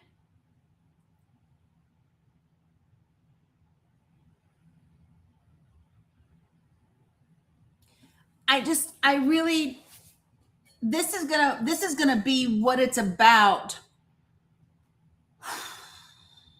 Right, Dragon said this is why they hate woke. Yeah, because they don't want you to know the truth of what's happened.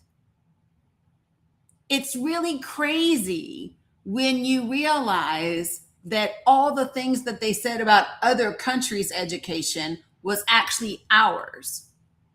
Our education was the propaganda. Our education was the propaganda, y'all. Ours.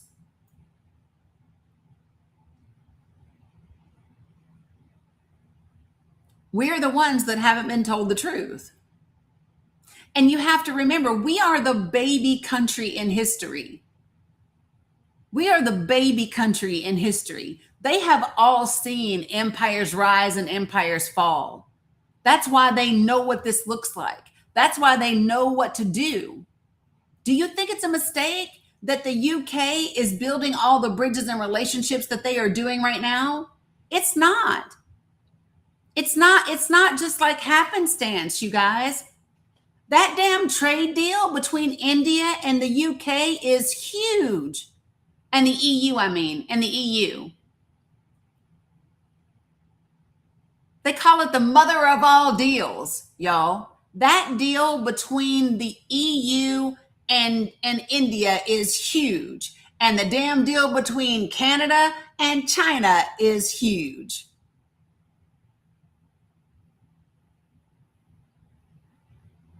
And there are people that are just walking around, Trump's the best. Well, tell me why. Tell me why. Other than you are blindly following someone just because you don't want to be wrong, or he validates your bigotry. And when I say bigotry, I don't just mean racism. right? It could be your racism, it could be your sexism, it could be your ableism, it could be your homophobia, your transphobia, whatever your bigotry is, you can find it in him. If you are someone that puts money over people, he's your guy. If you're someone whose loyalty is transactional, he's your guy. Right? If you're someone that denigrates women, he's your guy. If you are someone who likes racism, he's your guy. If you're someone who likes to mock disabled people, he's your guy.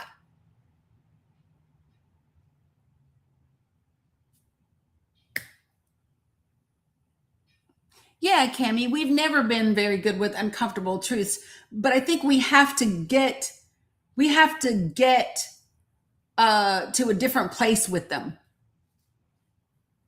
We have to, because if we do not, I really do believe this. If we do not get I don't know why TikTok's AI keeps saying, keep producing music content. I don't produce no damn music content. What are you talking about?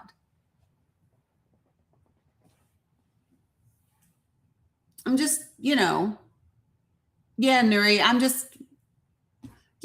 keep making music content and you can find yourself something. Yeah, you want to do. So listen, I had somebody argue with me today that because Donald Trump is the commander in chief, he's military. No, he's not. He is the commander in chief because he's politically the president of the United States. He doesn't wear a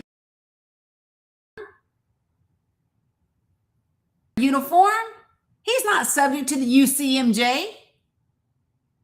And folks, let me just be clear. When you say wearing that ball cap isn't disrespectful, you're full of shit. That is why when you go to a ball game, you take your hat off when they just sing the Pledge of Allegiance.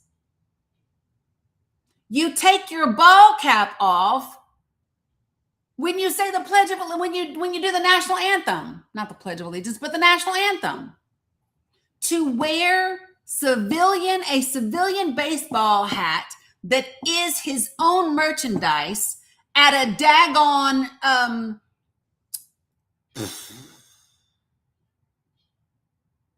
dignified transfer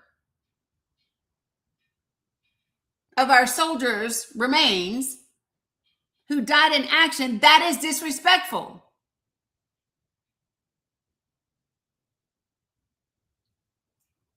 And if you have to defend that, but you were mad at Colin Kaepernick for taking a knee, I think you are full of shit. If you are not mad at Donald Trump for wearing a baseball cap during the dignified transfer of our soldiers, but you are mad at Colin Kaepernick, you are full of shit. It has nothing to do with being respectful for this country, and it has to do with your bigotry.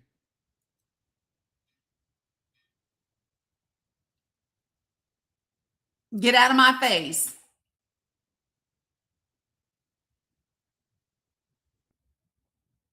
Yeah, I just don't believe you.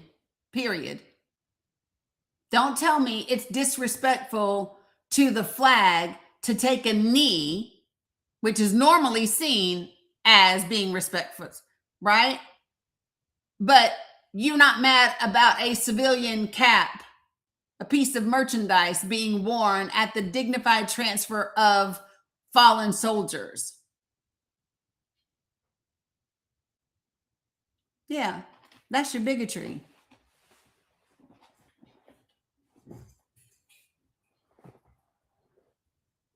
Just telling you, you don't have to like it. I don't care. But it's true.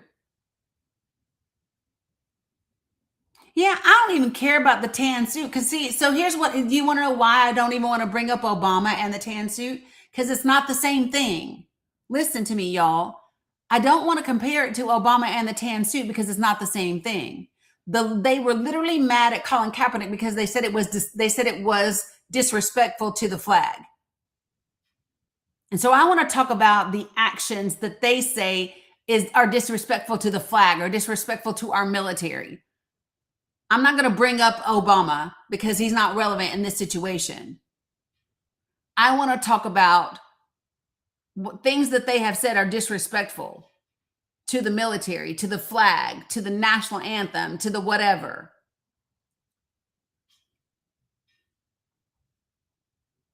Yeah, he did something disrespectful at Arlington National Cemetery. Yeah, during his campaign, he brought his so I get real mad about this one. He brought his little campaign crew up there to film a commercial at Arlington National Cemetery, taking advantage of the Gold Star families. Yeah, he signed his name on the flag. Sure did. It with a Sharpie at that, Torres. With a Sharpie at that. If you are defending his behavior at Arlington National Cemetery, if you are defending his behavior at the distinguished transfer of military soldiers slain in war, if you are defending his behavior when he signs the flag, if you are defending his behavior when he puts an amended constitution inside Bibles and calls them the America's Bibles so he can sell them, you've got some work to do, folks. You need to ask yourself, what is it that is making you defend all of these things that are indefensible? It's indefensible.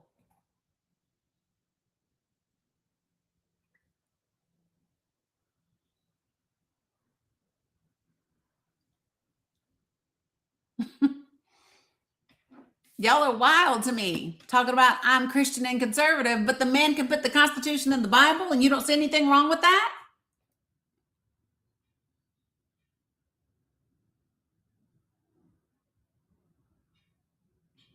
I told you, I had zero respect for him the moment I heard him call John McCain a loser. Only losers get captured. Appreciate you, Lita. Only losers get captured. Really? Only heroes serve.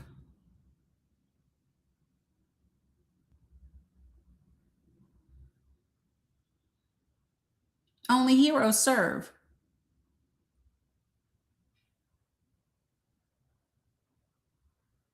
Period.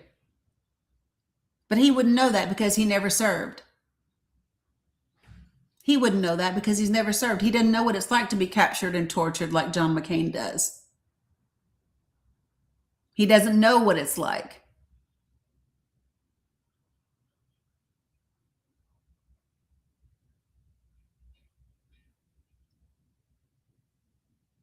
Yeah. So I'm just, appreciate you, Carla. Yeah, I know. She doesn't. So I don't know, Crystal, how she feels about him now, but what I have seen, Megan was not very favorable towards Trump, but I don't know. But I mean, I'm just going to be serious, If you all saw Lindsey Graham is making an appeal to the other Arab countries around that those Arab countries should join with Israel and the US against Iran. And he said, and I say that as a friend, you all need to do your part. If we're sending our children over there to unalive for Israel, then you all need to do your part. And I say that as a friend. Let me tell you, yeah, fuck all the way off, Lindsey Graham. Yeah, he is saying he's loyal to Israel. Yeah. So, I mean, let me just tell you, do you know what this is? Do you know what this is about? So let me just be clear about this, you all. This reminds me of the same conversation that the UN had with the United States of America when they were discussing Israel refusing to a truce with Palestine in 1948. And this UN Security Council said, listen, if the other Arab countries come in and help them, right, then this is going to be not an international situation. This is going to be an issue. And that's what their problem is right now. If any of these other Arab countries come to help Iraq, it's going to be a big deal. And the fact that Russia is also helping them with strategy is also a big deal. What did I say, y'all? I meant Iran. I meant Iran. What did I say? I'm so tired still. I meant Iran. But y'all, this is the thing. Like, he's up for election this year. There's a white woman who's a physician that's running against him. Oh, happy birthday, Deborah. Happy birthday. What's up, Received Grace? Yeah, they do. Yep. Annie Andrews. Yes. That reminds me, somebody remind me, I am interviewing Jerry Green, who is running for governor in Tennessee against Marsha Blackburn, and I am interviewing her on the 17th. Okay. And yeah, Lindsey Graham is up for re-election. And so I need to do a flyer for that and get a video out. What do I think about Miss Andrew? I think, I'm going to be honest about this. I think she's a good candidate regardless, but real talk, I'm voting for a Dem who's running against Lindsey Graham no matter what. She did say, how about you fuck all the way off? Tisha, I disagree. We are the term limits. Jerry Green, she's running for the governor of Tennessee against Marsha Blackburn. Yeah, that's who. It's going to be the 17th of this month. So, which is why I've got to, yeah, I do see that but Russia and Iran have had strategy together for a long time. You do know that they want to bring, so let me tell you what I don't like. They are asking Zelensky to bring in some of the Ukrainian drones that have been very successful against Russia to help against Iran. And Zelensky has asked for specific weaponry in exchange. I don't like that. I don't want to see Ukraine involved in this in any way, shape, or form.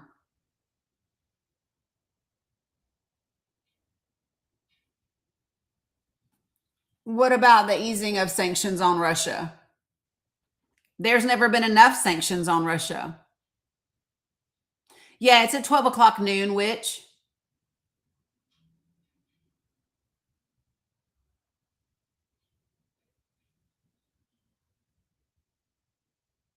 What do you mean? What do you mean, Taryn?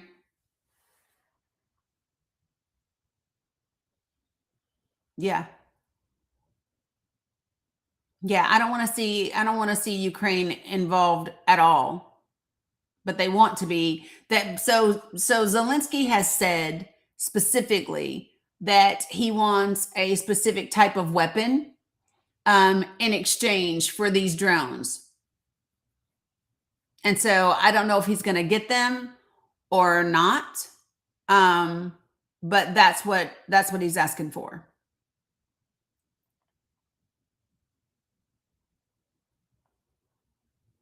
That's what he's asking for. Yeah, I believe Sean Harris is a Dem. I believe. Hold on one second. I had something else pulled up for you guys. I don't know what it was now. So I just want to share this with you all. They are working really hard right now to achieve as much of the greater Israel as they can. So right now, in addition to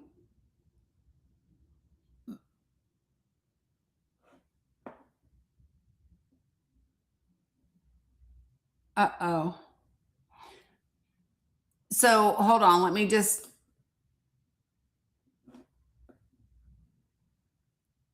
hold on. So in addition to what is happening to Iran at this moment, Israel is also bombing the shit out of Lebanon. So the International Energy Agency has agreed to release 400 million barrels of crude oil because of what's happening in Iran. Okay. The IRGC says its Navy fired on and stopped 2 vessels in the Strait of Hormuz after they ignored warnings. Israel reiterates its warning for Beirut's southern suburbs. Israel's military issued a new threat for residents in several neighborhoods in Beirut's southern suburbs to evacuate immediately. In a statement on X, the Israeli army urged people in these certain neighborhoods to leave the area because it may carry out strikes. I'm so.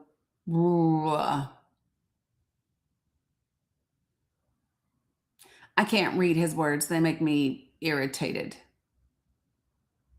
And 11 minutes ago, an Israeli airstrike has hit the outskirts of a town in southern Lebanon. Yeah, they are the terrorists. Yeah. Mm. So Iraq has now condemned the war on Iran, and it vows territory won't be used for attacks. So Iraq is saying they are not going to allow its territory to be utilized for attacks on Iran.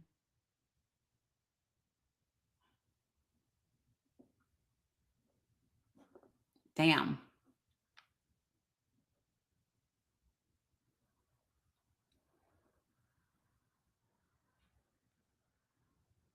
I'm so tired of this. Macron is calling for restraint from Israel and Hezbollah. I am tired of these statements of asking Israel to stop killing people. I'm tired of it. I am tired of it. Israel needs sanctions. You need to stop giving them weapons. If you want them to not use them, stop giving them weapons. How about that? Just real talk.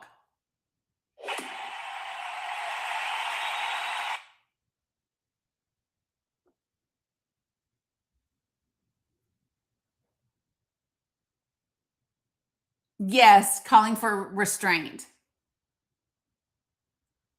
Oh, there are 750,000 people that are displaced in Lebanon right now. So the governor of Iran's Loristan province says 52 schools and 5 medical centers have been damaged in the U.S. and Israeli strikes so far. See you later, Jamie. The attacks have destroyed more than 2,500 residential and commercial units across 10 of Loristan's counties, while 13 sports centers and 2 Red Crescent and rescue bases were also attacked. 52 schools and 5 medical centers. Who does that? They did the same thing in Gaza. They did the same thing in Gaza.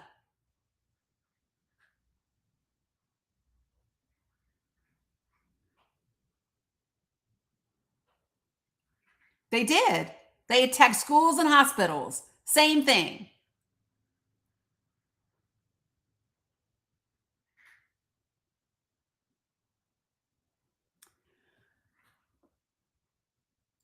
Yeah.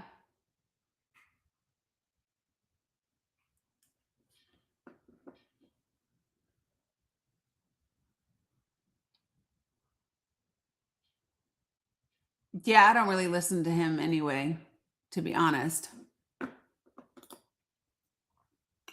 Because they want, okay, so Jody, they want the Greater Israel Project.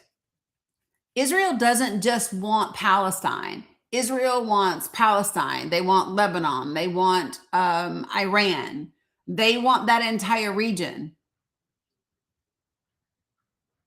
Just Google the Greater Israel Project. Right. Even though it's not true.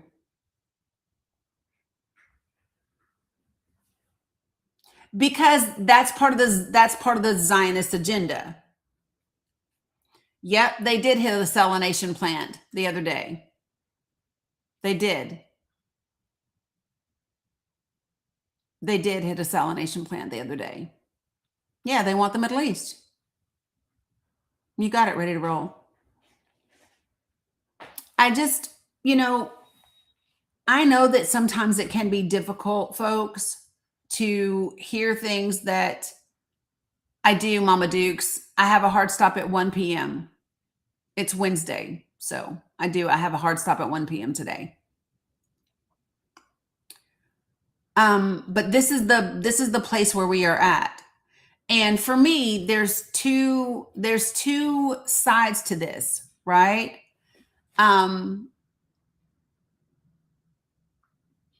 There's two sides to this, okay? So it's being aware and providing facts and information to people about like being accurate about what's actually transpired and what actually is. And at the same time, while talking about those things, we have to also talk about what's next and how we do something that impacts the United States of America. And how we do that, and how we are working to do that, is to work on Project for the People, right?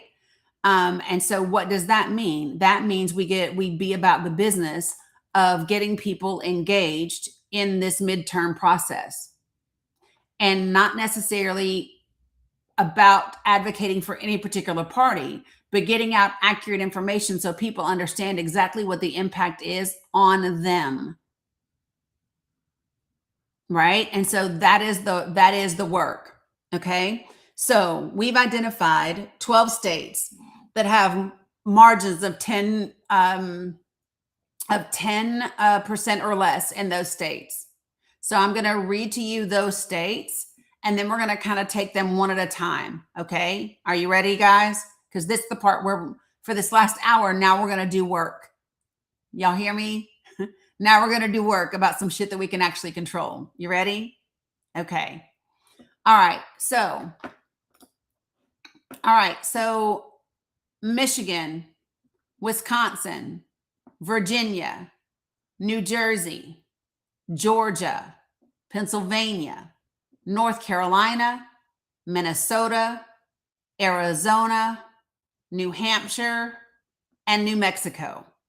Those are the 12 states that in 2024 had margins of 10% or less. Okay. Now, one of the things that should scare the GOP, Minnesota has one of the highest voter turnouts in the country. Minnesota has one of the highest, if not the highest, voter turnout in the country. So, Michigan, you're up first. I want you to have pen and paper while I give you your Michigan counties. Every county that I'm about to name in Michigan has margins of 10% or less in the majority. Thanks, Cherry Blossom. In the majority of the last 6 elections. So let me give you the elections. So I went through election data for these counties. I'll share my screen over here with you guys. Okay, so hold on. So I went through election data for these 12 states, every federal election since 2020. All right. So 2020, Tam Bam, it'll be uploaded today. I ran out of time yesterday. All 3 kids had dentist appointments yesterday. You're welcome, Eve. So listen, folks. So I went over the 2020 presidential election in Michigan, the 2020 Senate, the 2022 House, the 2024 Senate, the 2024 House, and the 2024 presidential. So what is that? 1, 2, 3, 4, 5, 6 different elections. Okay. All their dental appointments went great. So that's 6 different federal elections since 2020, and looked at all of that data. These are the counties that showed up the most out of all 6 elections with margins of 10% or less. And these are the counties in Michigan that we really need to be focusing on. So if you live in Michigan, let me give you your counties. Please write them down, Michigan folks. Okay, here we go. Bay County, Benzie County, Berrien County, Clinton County, Eaton County, Genesee County, Grand Traverse County, Isabella County, Kent County, Leelanau County, Macomb County, Marquette County, Midland County, Muskegon County, Oakland County, and Saginaw County. Those are Michigan's top 16 counties to focus on. That's not the only counties. That's just the top 16 that had margins of 10% or less. Now, listen to the districts that those counties impact in the House, okay? In the House, that impacts the 8th district, which is already, if I'm not mistaken, it might be already blue. But for example, Bay County was red last year, but the margin was very little. So the margin was 28,075 votes to 29,518. So out of those counties, 4 of those counties are in the 8th House district. 4 of them are. 4 of those counties are also in the 1st House district. Why is that important? Because the 1st House district is a red district. Jack Bergman is in that district. Callie Barr is running against Jack Bergman again for the House in Michigan. Those 4 counties have enough people that voted third party or were registered and didn't vote at all to cover more than 50% of the deficit she would need to flip that entire district. So I'm going to say that again. Michigan, House District 1. You're talking about Benzie County, Grand Traverse County, Leelanau County, and Marquette County. Those 4 counties, when you look at the registered voters not voting and the voters that voted third party, that is enough to account for 53% of the votes needed to flip that district. So, and all of those had margins of 10% or less. So now it's about finding what are the other counties that are also in that House district and going to town. Okay?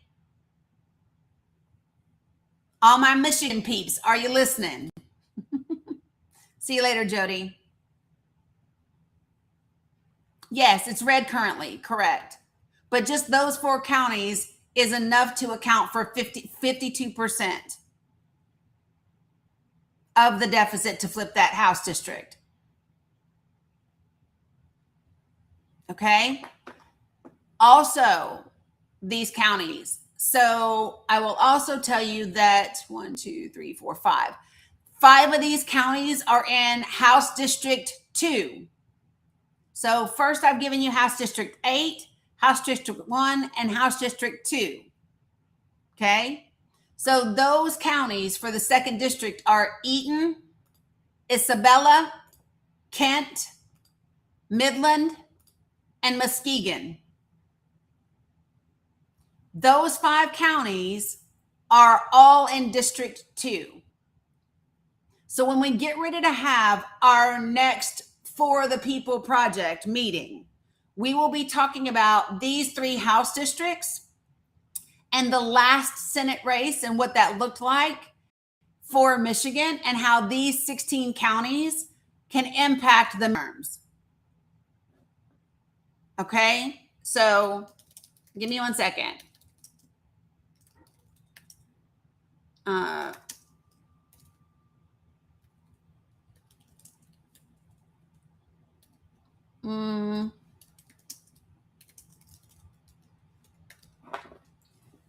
Hold on, I dropped my pen, y'all. So currently 8 is blue, which is what I said, but it's not blue. So it's not, it has a leaning D, but it doesn't have a wide margin. Just so people know that. It doesn't have a wide margin. District 1 is currently red, and District 2 is currently red. Hold on, San. I can't do voter turnout yet. I got to talk just about margins, counties, and House seats. So of these 3, House seats 1, 2, and 8, 1 and 2 are Republican currently. 8 is leaning D, but doesn't have a huge margin. That's the majority of those counties. And yep, so that's 2 seats that can be to flip or to get ridiculously close. I prefer flip. Okay. And remember, just 4 counties would be enough to cover 53% of the deficit for House District 1. So when we meet, we will go over House District 1, House District 2, and House District 8 for Michigan, along with those other counties, because those other counties are also going to impact the Senate. Got it? And then that's when we start to dig into the demographics of that region, what it looks like in terms of what are their greatest, where they're going to be hit. So for example, remember how I did the other, I did the resources. So if I go down to Michigan and I look at Michigan's, look at me doing this. When I look at Michigan's graphics that I did. So if I go to Congressional District 1, okay, in Michigan, 22,000 people are projected to lose their Medicaid in Michigan because of the one big barbaric bill.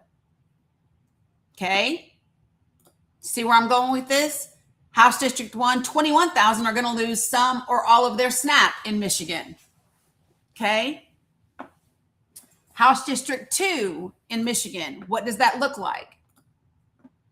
Congressional District 2, for Medicaid, it is 22,000 people are going to lose it, their Medicaid, and their SNAP is 23,000 will lose some or all of their SNAP. Okay. And then go down to Michigan, House District 8. Oh, thanks, Josie. My friend Jim gave it to me. I walked in their Pride parade a couple of years ago, and he gave it to me. So in House District 8 in Michigan, 28,000 people are going to lose their Medicaid because of the one big barbaric bill. 65% of nursing home residents in Michigan are covered by Medicaid. And in House District 8 in Michigan, you have 31,000 children and adults that are projected to lose some or all of their SNAP benefits, their food stamps. Y'all got that? So Michigan folks, that's your info. Do I have Wisconsin in here right now? Do I have folks that are in Wisconsin that are here right now? I'm out of water. Thanks, Sassy. Nope, I'm not getting Wisconsin folks, so I'm going to keep moving down the line. Oh, Eric, I do. Okay. I was wondering if you were here. Okay, Eric and Aline. Okay, so here at Wisconsin, let me give you yours. Yeah, I need to, which, can y'all give me 1 second? Let me grab some water, okay? Y'all can go ahead and like tap, tap, tap, tap, tap, and share and share and share while I grab water real quick, okay? Hold on. 1 second.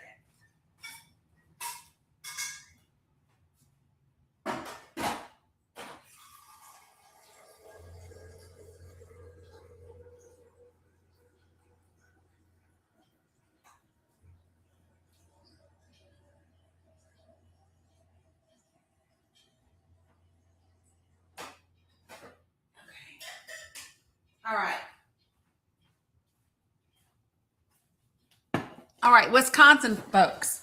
I'll get to Virginia. Hold on to. All right, so Wisconsin. Write them down. These are your counties, okay? Brown, Columbia, Door, Douglas, Greene, Iowa, Kenosha, La Crosse, Portage, Racine, Rock, Sauk, Vernon, and Winnebago. Those are Wisconsin's districts, okay? So when we look at Wisconsin's data and what it looks like from, we did 2020 presidential, 2020 House, 2022 Senate, 2022 House, 2024 presidential, 2024 Senate, and 2024 House. So Wisconsin had 7 elections where the data was reviewed. And what does that look like for Wisconsin? So when we get to Wisconsin, your districts, give me 1 second, are two. Yeah. So District 2, you have 4 counties. I'm clicking the wrong daggone thing. You have 4 counties in District 2, Wisconsin. Those counties are Greene, Iowa, Rock, and Sauk. You have 4 counties that are in District 3. And let me give you what those are. Those counties are La Crosse, Portage, Sauk, and Vernon. And then your next biggest ones, you have 3 counties in District 8. And you have 3 counties in District 1. I'm not using a site, Rebel. This is all election data that I gathered over the last 6 weeks. I went through 12 states and I went through all of their federal elections since 2020.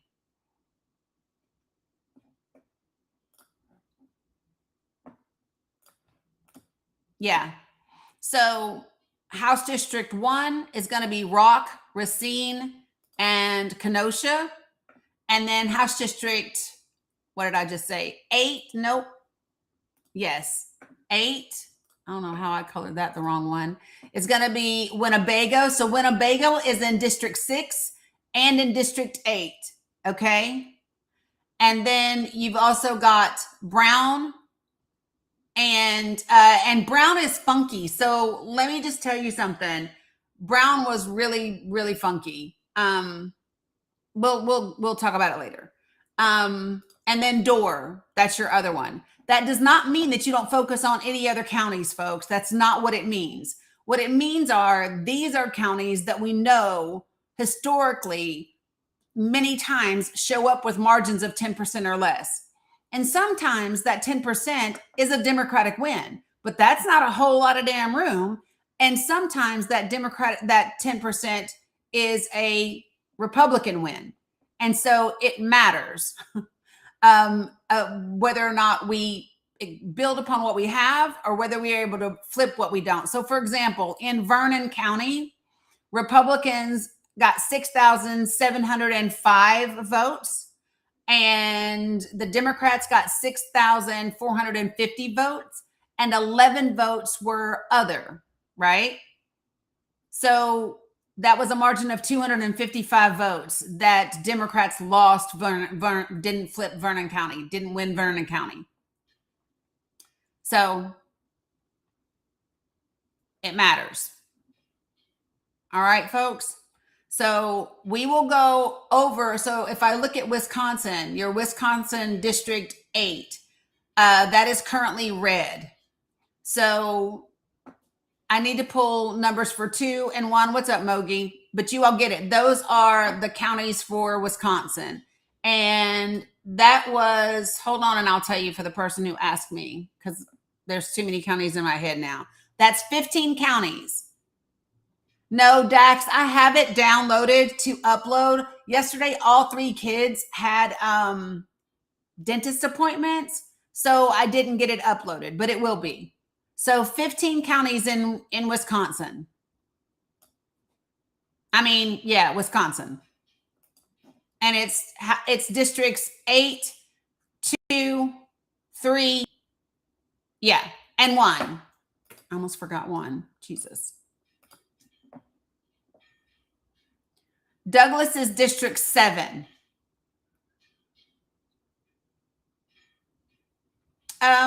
The webinar will be uploaded to my YouTube. I might upload it to Facebook too. Yeah. Doo-doo-doo.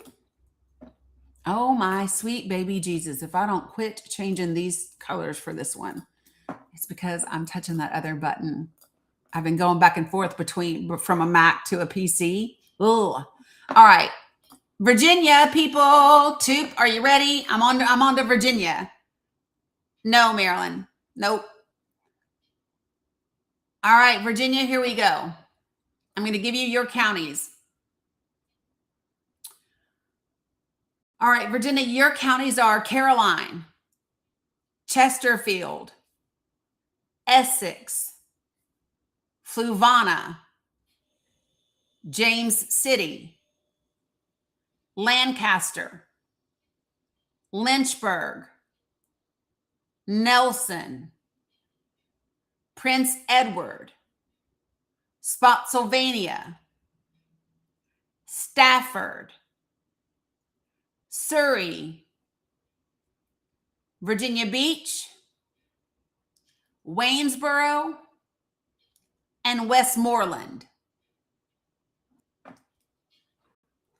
That translates to District 5, District 7,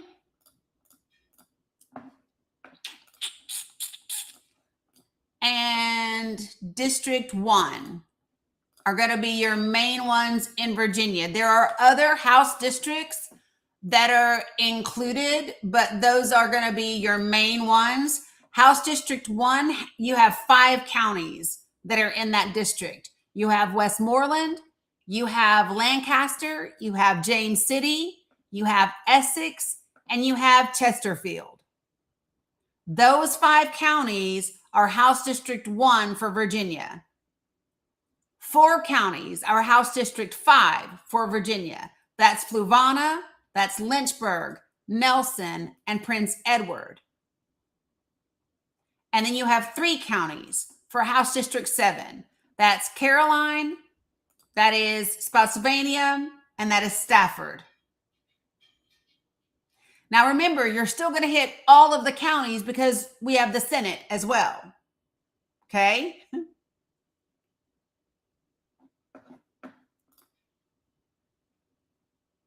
Y'all doing all right now? Okay. All right, so next. Where are my Jersey people at? Where's Jersey? I can't say Jersey.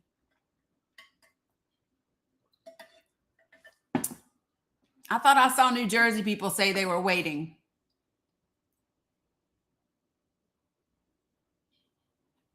Jersey. Of course, Jersey Joe is Jersey. All right, so Jersey, here are your counties. I'm not to NC yet, but I'm doing Jersey next.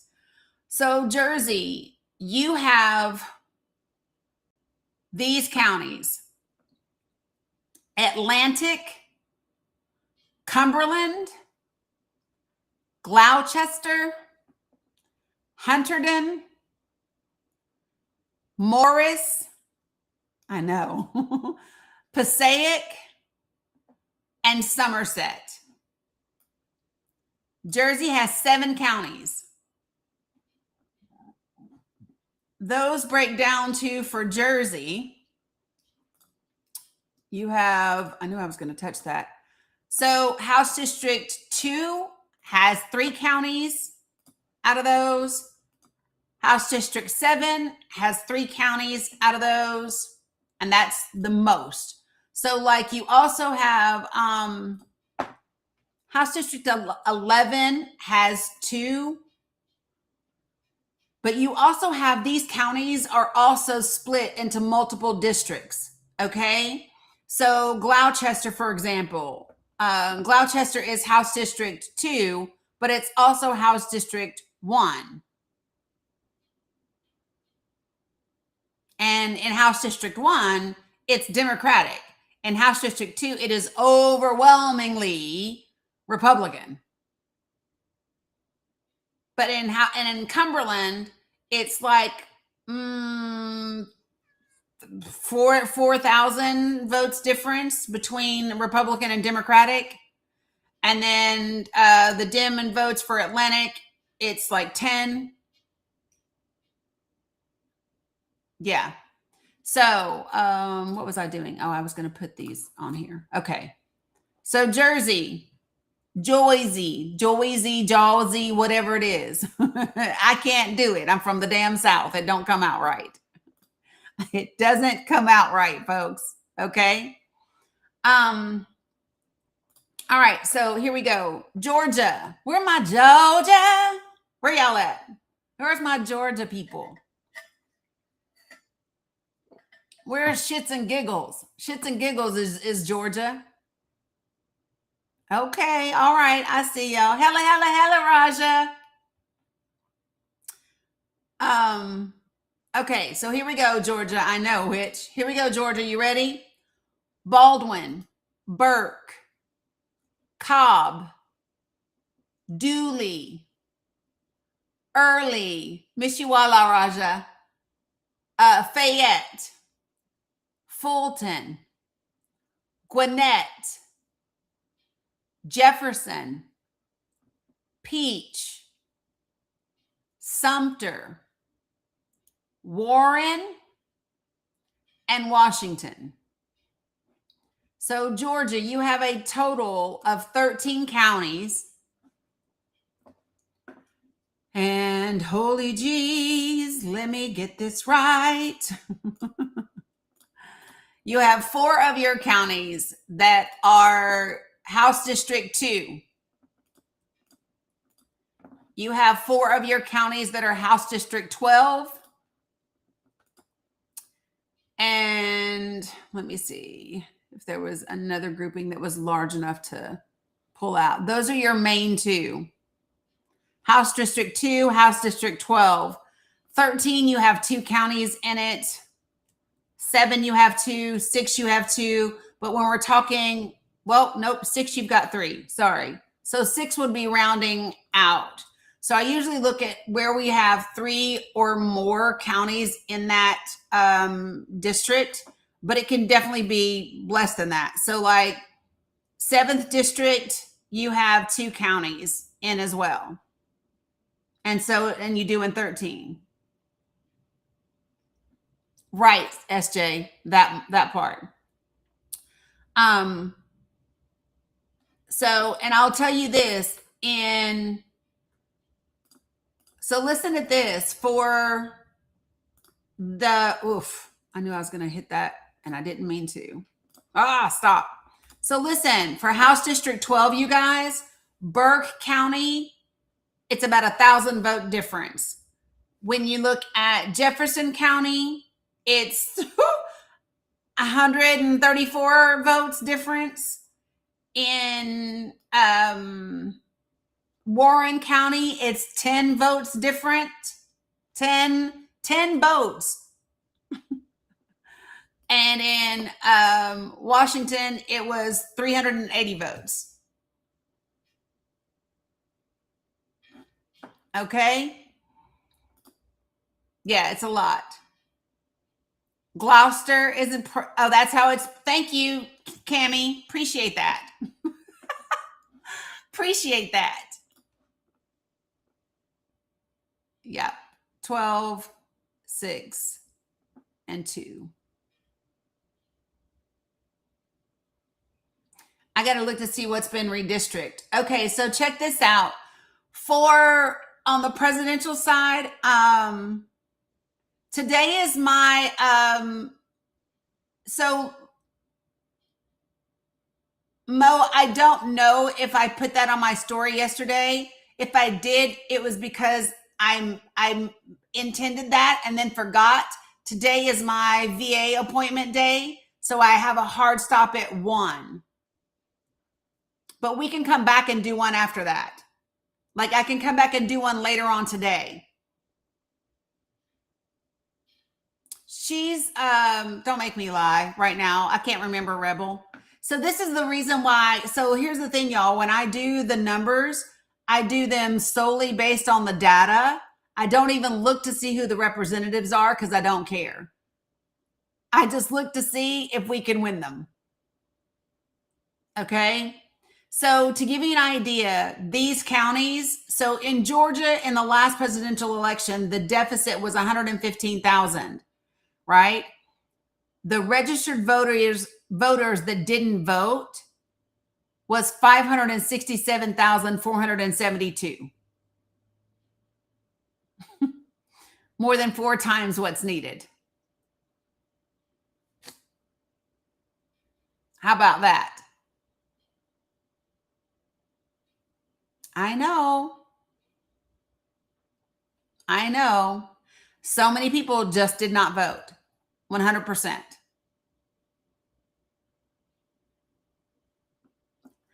All right, Pennsylvania, you are up. Do I have Pennsylvania people in here? Yeah, Tracy, a long time ago. It went to the Senate where it's died.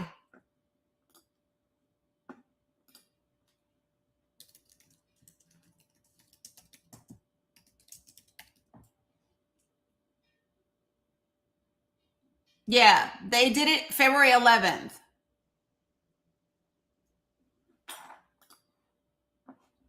But it hasn't done anything in the Senate. All right, Pennsylvania's ready. Okay, cool. Let's do it. So PA, you had the 2020 presidential, 2020 House, 2022 Senate, 2022 House. You had the 2024 presidential, 2024 Senate, and 2024 House. So you had 1, 2, 3, 4, 5, 6, 7. 7 federal elections where your data was examined. Okay. And here's what that looks like for you. It turns out we're talking House. You've got, I almost hit the wrong button again. 3 counties that are in House District 7.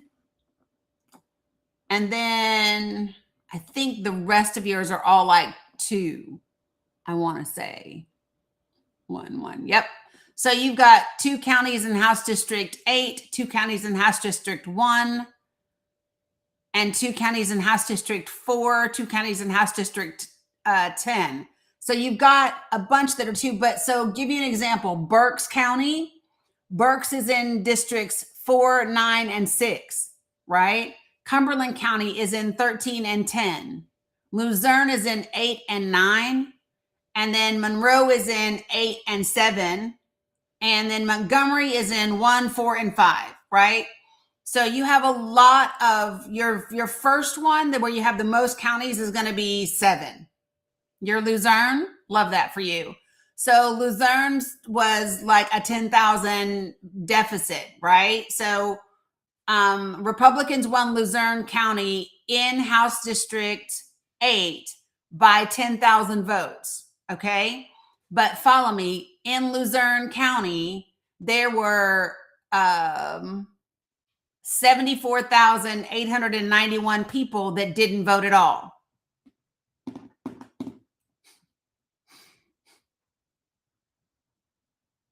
Yeah, 74,000 that didn't vote. Yeah. So Luzerne had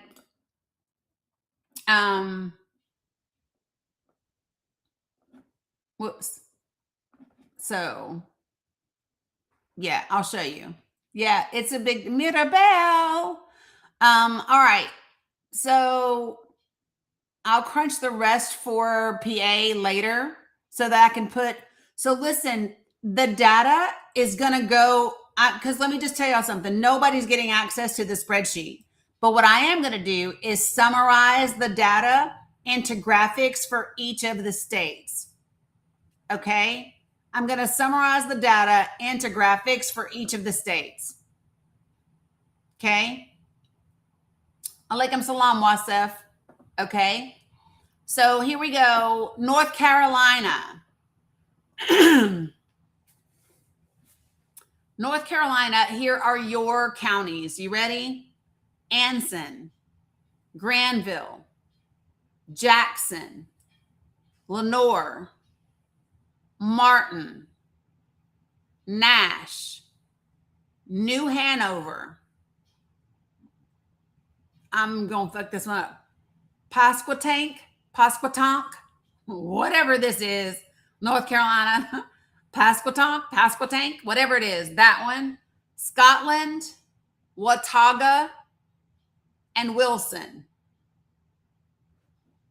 So North Carolina, you have 11 counties. Anson, Granville, Jackson, Lenoir, Martin, Nash, New Hanover, Pasquotank, Scotland, Watauga, and Wilson. And that translates into House District 1 has 5 counties. House District 1 comes out smoking. Whoops, I'm lying, 6. House District 1 has 6 counties. So 6 out of 11 counties, Salam Abu Malik, 6 out of 11 counties are all House District 1.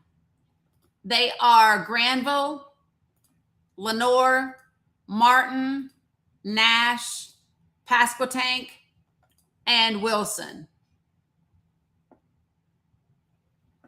Pasquotank went Republican last time, and it was a deficit of 830 votes, roughly. Martin also went Republican, and it was like 150 votes. Lenoir went Republican, and it was literally 118 vote difference. And 804 people in Lenoir voted third party.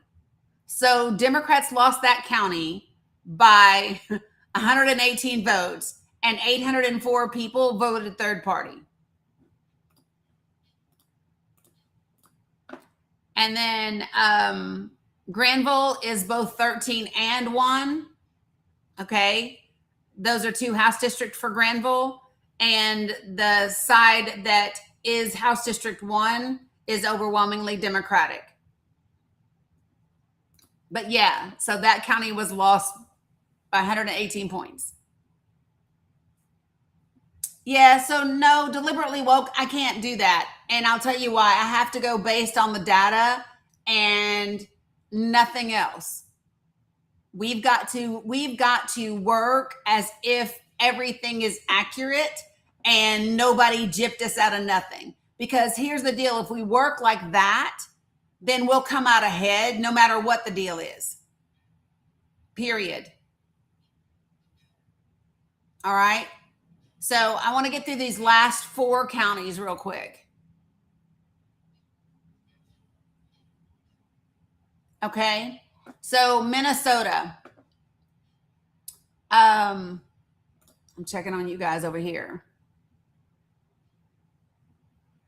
Oh, no worries. So yeah, Maryland, no, I don't. I focus only on the numbers.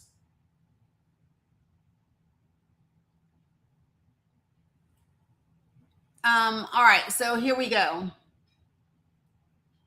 Because what I find is demographically, we all normally care about the same things. Okay, Minnesota, Anoka. I'm going to jack this up. Is it Beltrami? I don't know, but that's what it is. Blue Earth, Carlton, Carver, Clay, Lake, Mower, Nicolette, Scott, and Winona. And what that comes down to is House District 1 has 4 counties in it. House District 8 has 3 counties in it. And House District 2 has 2 counties in it. Yeah, but remember, so when you think about it being a college town, depending upon your state, right? Depending upon your state, college students may have to vote in their home county, in their home precinct. They may not necessarily be able to vote at that college. So even if it's a college town, that doesn't mean that it's going to work that way, you know?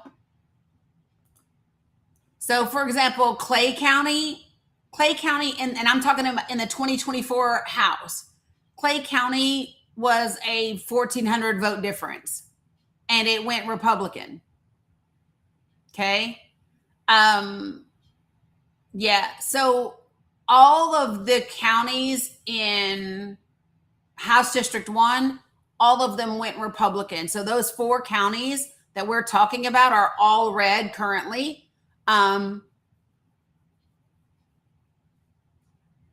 I'm not looking at that. I don't take GLP-1s. I'm good. And then House District 8 is also all 3, well, except for this one. But the Dems only won that. So Dems won Lake County it was 3,450 Democratic votes and 3,377 Republican votes. So it ain't nothing but like 85 vote difference. So those are the Minnesota counties. Minnesota has 11. Where's Arizona, people?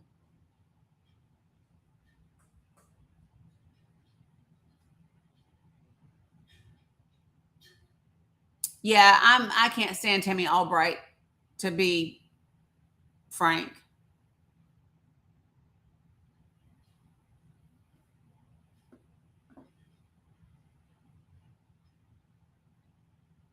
Sorry. Yeah, somebody was telling me about somebody that's running in back home, and I'm just like, can't stand her ass. So whatever, man. She's part of the medical monopoly back home. Okay, so Arizona, y'all know y'all have a handful of counties, and they tend to be huge, especially Maricopa, right? So Maricopa is going to make this list, but it's divided up amongst 5 different houses. You all know that, right? So Maricopa is going to be on here, but so is Navajo, and so is Yuma, okay? Maricopa is going to be on here because you've got no choice, right? It is part of, let me see. Yeah, it is part of, hold on. Why is it not giving me what I want to see? 2, 3, 4, 5, 6, 7 different House seats. Maricopa is divided up. Yeah, your District 4, got it. So that's why it has to be on here, because of how much. Yuma is also House Districts 7 and 9. So when you look at the Maricopa's on here, because it's literally House Districts 1, 2, 3, 4, 5, and 7, and 8, and 9 now. Holy geez. Yuma is 7 and 9. So Maricopa and Yuma both share House District 9. Okay? Both share House District 9. And then Yuma and Maricopa also share House District 7.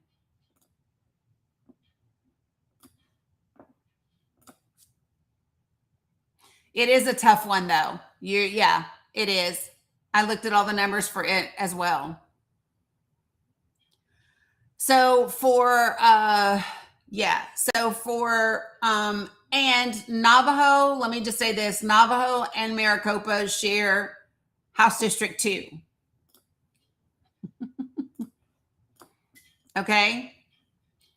Where are my New Hampshire people? I'm going to get through New Hampshire and New Mexico. Yeah, the Democratic Party's never approached me to do anything for them. Nope. Do I have any New Hampshire folks here? Maricopa is very huge. Very huge. Kermay, gotcha. Great. So let me just say this. Doing your state almost made me pull my hair out. You all have so many tiny little townships. When I went to go look at all this data, I literally thought I was going to vomit. It's so freaking many. So here's what I had to do in New Hampshire. I had to start looking at, yes. So what I had to start doing was I started looking at where the vote total was like, but more than 3,000 or more, right? Because some of the vote totals were like 10. A whole lot of them, the vote totals were like 220 or 510, right? So I had to start looking at the ones where we had decent populations where it made sense to focus on them, right? So having said that, here we go. New Hampshire, you ready? Because you have quite a few. You have 16. All right. So yes. I was like, I'm never moving to New Hampshire. I mean, not that I ever would because it's too damn cold, but I was like, nope, this is a solid no for me. So you've got Bedford, Claremont, Derry, Guilford, Goffstown, Hampton, Hooksett, Hudson, Laconia, Litchfield, Londonderry, Merrimack, Milford, Rochester, Wyndham, and Wolfbarrow. Those are the 16 in New Hampshire. And you guys only have 2 damn house districts out of all those townships. So it's both, but the vast majority of these counties are House District 1. So House District 2 is only like 1, 2, 3, 4, 5. Like, yeah, 5 of them are House District 2. So the other 11 are House District 1. So just letting you know, folks, holy geez, New Hampshire was not my friend. I thought I was my hand hurt. I had cramps in my fingers and everything because I manually do all this. I manually do it. So I have to pull all of the election data. Then I have to find the population data. Then I have to find the voter registration data to put it all together. Okay, last but not least is New Mexico for today. Y'all doing okay over here? Okay. All right. So New Mexico, your counties, and I'm going to jack up the way I say them probably, but that's okay. Right? You guys you're welcome. So is it Cibola, Cibola, whatever that is. That one. Then Colfax, Grant, Sandoval, Socorro, Cibola. Thank you. I was like, gotcha. I was like, fuck if I know. Whatever that thing is. Cibola. Okay. Socorro, I guess. Socorro, whatever it is. And then Valencia. Those are yours. So New Mexico, you have 7 counties. Okay. And they translate into County 2, House District 2 has 5 of those counties. That's your main one. Okay. And House District 3 has 2 and House District 1 has 2. Okay. Just so you know. So House District 2 has the most counties. All right. So that is the first 12 states that I did the data. All right. When we set the meeting for the next Project for the People, we will go over the data and the districts and the counties. And then we will also set our first day of action, which will be in April. Okay. Just so everybody is clear. All right. So those are your counties in New Mexico. Let me pop over here and stop sharing. So here's what's going to happen for the rest of the states. Okay. Salam, Sammy. So here's what's going to happen for the rest of the states that I haven't done, because I'm just going to tell you all flat out, I will not be doing all 50 states for every state that is 10%. Yeah, so I did Washington State. All of the graphics for Washington State are done. The data is not done. I'm not doing every state and every county. What I will be doing for the vast majority of states are the counties that are 10% or less. Okay, so that will be happening for the vast majority of counties, but I will not be doing every county, every state. But I will be doing graphics for all of the states. So right now there are graphics done for 30 out of 50 states. Salam Abdul. Okay. So right now there are graphics that are done for 30 out of 50 states, and there are some nationwide graphics. Okay. Yeah, but I won't be doing every county in every state like I have done for these first 12. Okay. Just so everybody knows. All right. Yeah, because it's a lot. What's up, Raja? Love my friend. Okay, so here's what I'm going to do, and this is what I'm going to ask you guys to do. So y'all know that I have to leave. The graphics will be available. The data will only be available via graphics. My spreadsheet will never be available. Yeah, my spreadsheet will never be available, but graphics with data from the spreadsheet will be available. The graphics are what will be available. Oh, thanks. I'm not sure. Appreciate that.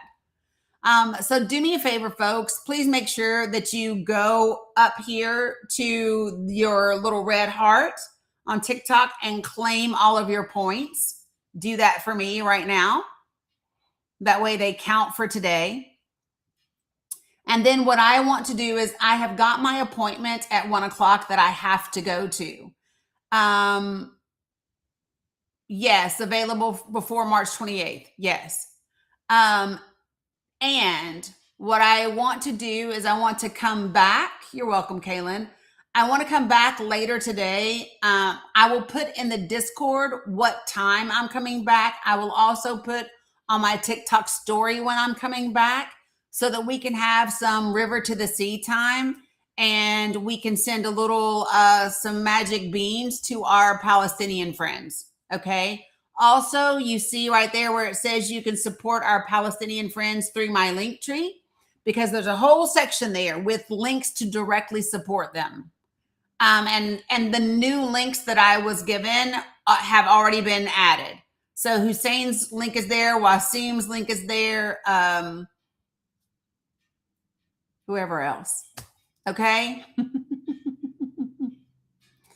Yeah, you're welcome, Wasef. So I will be back later, and I will post when I'm going to come back later so that we can have some river to the sea time. Okay, folks? All right. You're welcome, Yaya. All right. Love you, mean it, folks. I'm out of here so I can go to my appointment, and I will talk to you. I'm trying to think if there's anything else. So if you had trouble clicking the link to join Discord, copy and paste the link in a different browser. Sometimes that link gets messed up. So just copy that link to the Discord and open it in a new browser. Put it in a new browser, and then it will work. You're welcome. No worries. Okay. All right. Now I'm really gone for real this time. Okay. All right. Love you, mean it, folks. I will see you all later. Peace. Stay grounded. Focus on your circles, people.